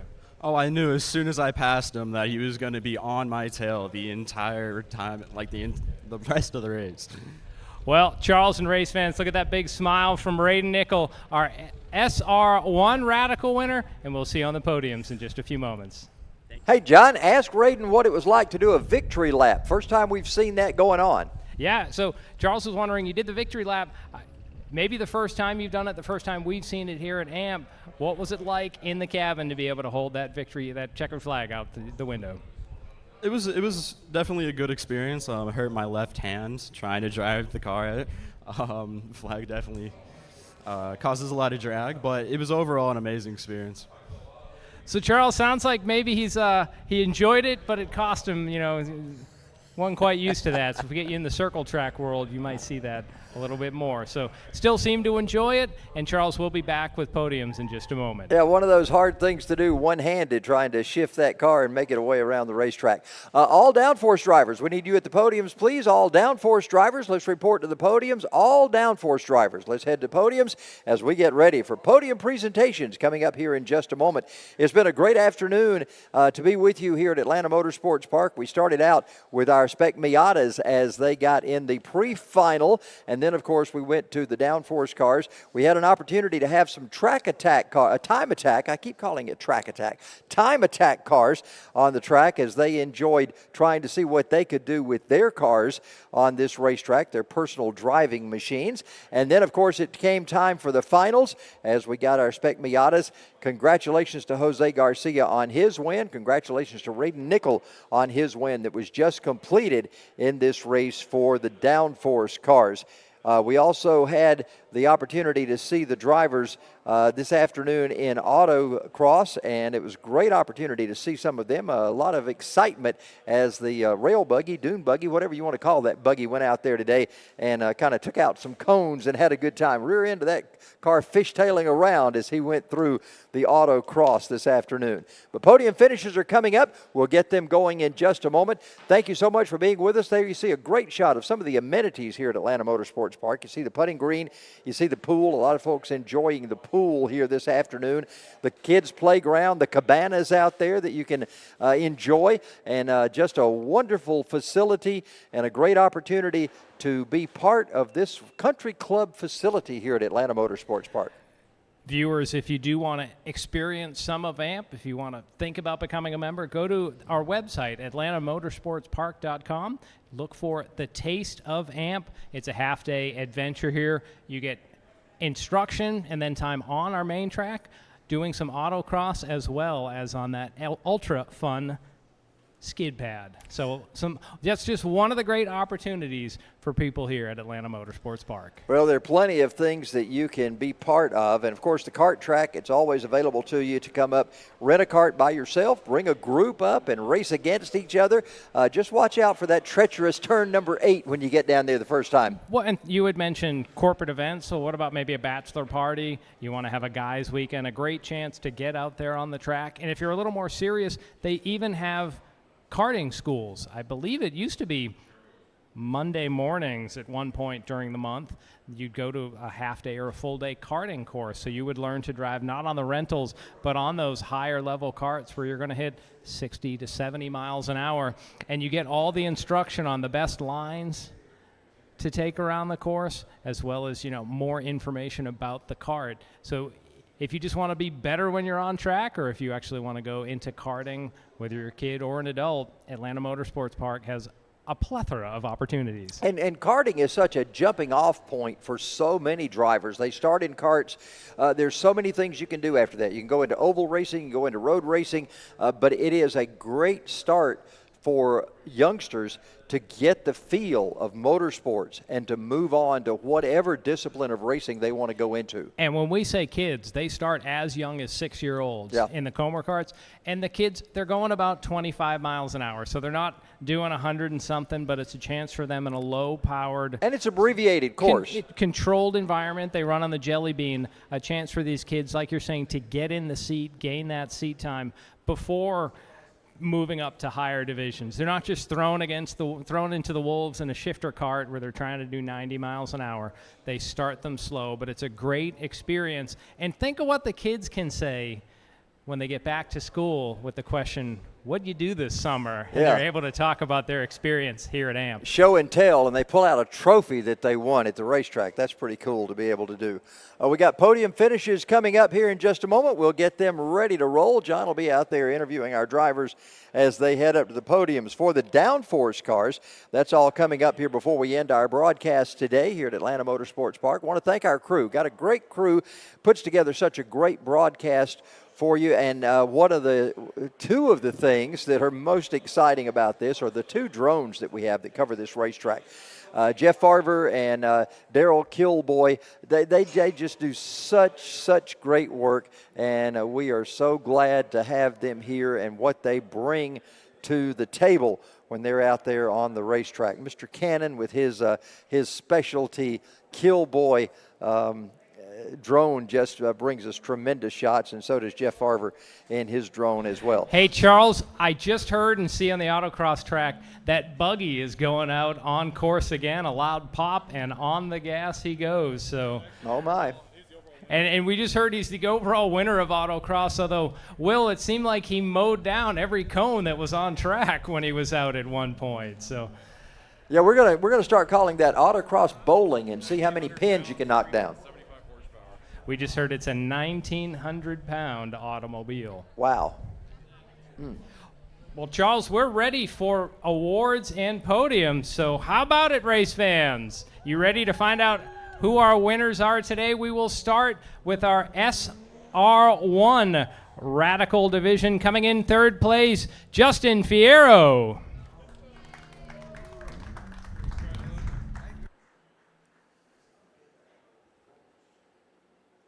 Second place in SR1, Gabe Spencer.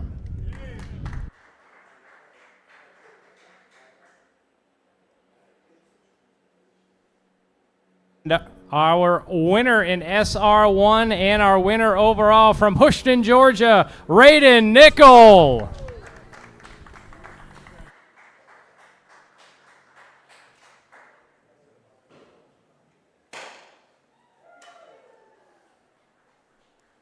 Congratulations to our SR1 Radical Podium.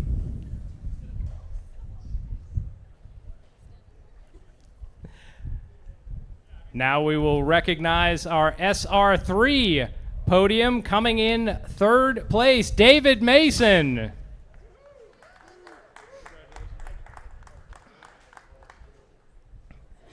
Second place, John Pearson.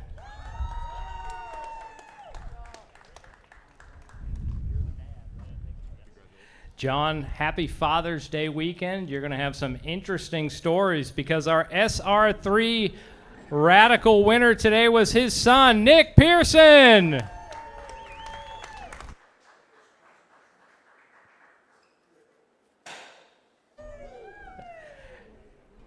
Nick is 19 years old. He told me that he, in addition to racing, plays football at the University of Kentucky. So congrats to our SR3 Radical Podium. Well, John, thanks for bringing us that. It's always good to see these drivers. Congratulations, and And Charles, we do have one more group actually. I'm sorry. The Go ahead. SR3. This is for the open division, so these could be drivers in the SR10s or the Pragas. Coming in third place, Jack Rambo. Jack was driving a Praga R1. Second place, also in a Praga R1, Shane Anderson. Actually, that was an SR10. Shane, that's the side-by-side cockpit, right? I'm your friend next time, right? Yeah, okay. And our winner in the open division in an SR10, Barry Davidson.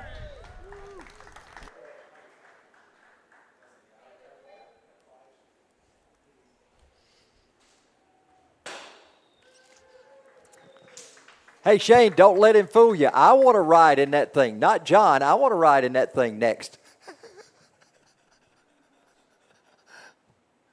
Once again, congratulations to our open division podium here at Atlanta Motorsports Park. Well, thank you, John. And now, does that finish it all, John? Do we got any more? Is that all? That is all. Okay. Well, guys and ladies, thank you so much. What a great day it's been here at Atlanta Motorsports Park. Thanks for you being here, and thanks for all the great action that you brought us here this afternoon. It's been a wonderful day. Have a safe trip home tonight. We will see everybody back here right at a month from now. We'll be back here as July 15th, I believe it was, John, you said is the next date, and that's right at a month from today. So we'll look forward to seeing you back here at Atlanta Motorsports Park. For John Matthews, for myself, for Will Rigdon, our executive producer, and all of our crew, we thank you so much. What a wonderful day it is. Happy Father's Day to all your dads, and have a great afternoon as you make your way home.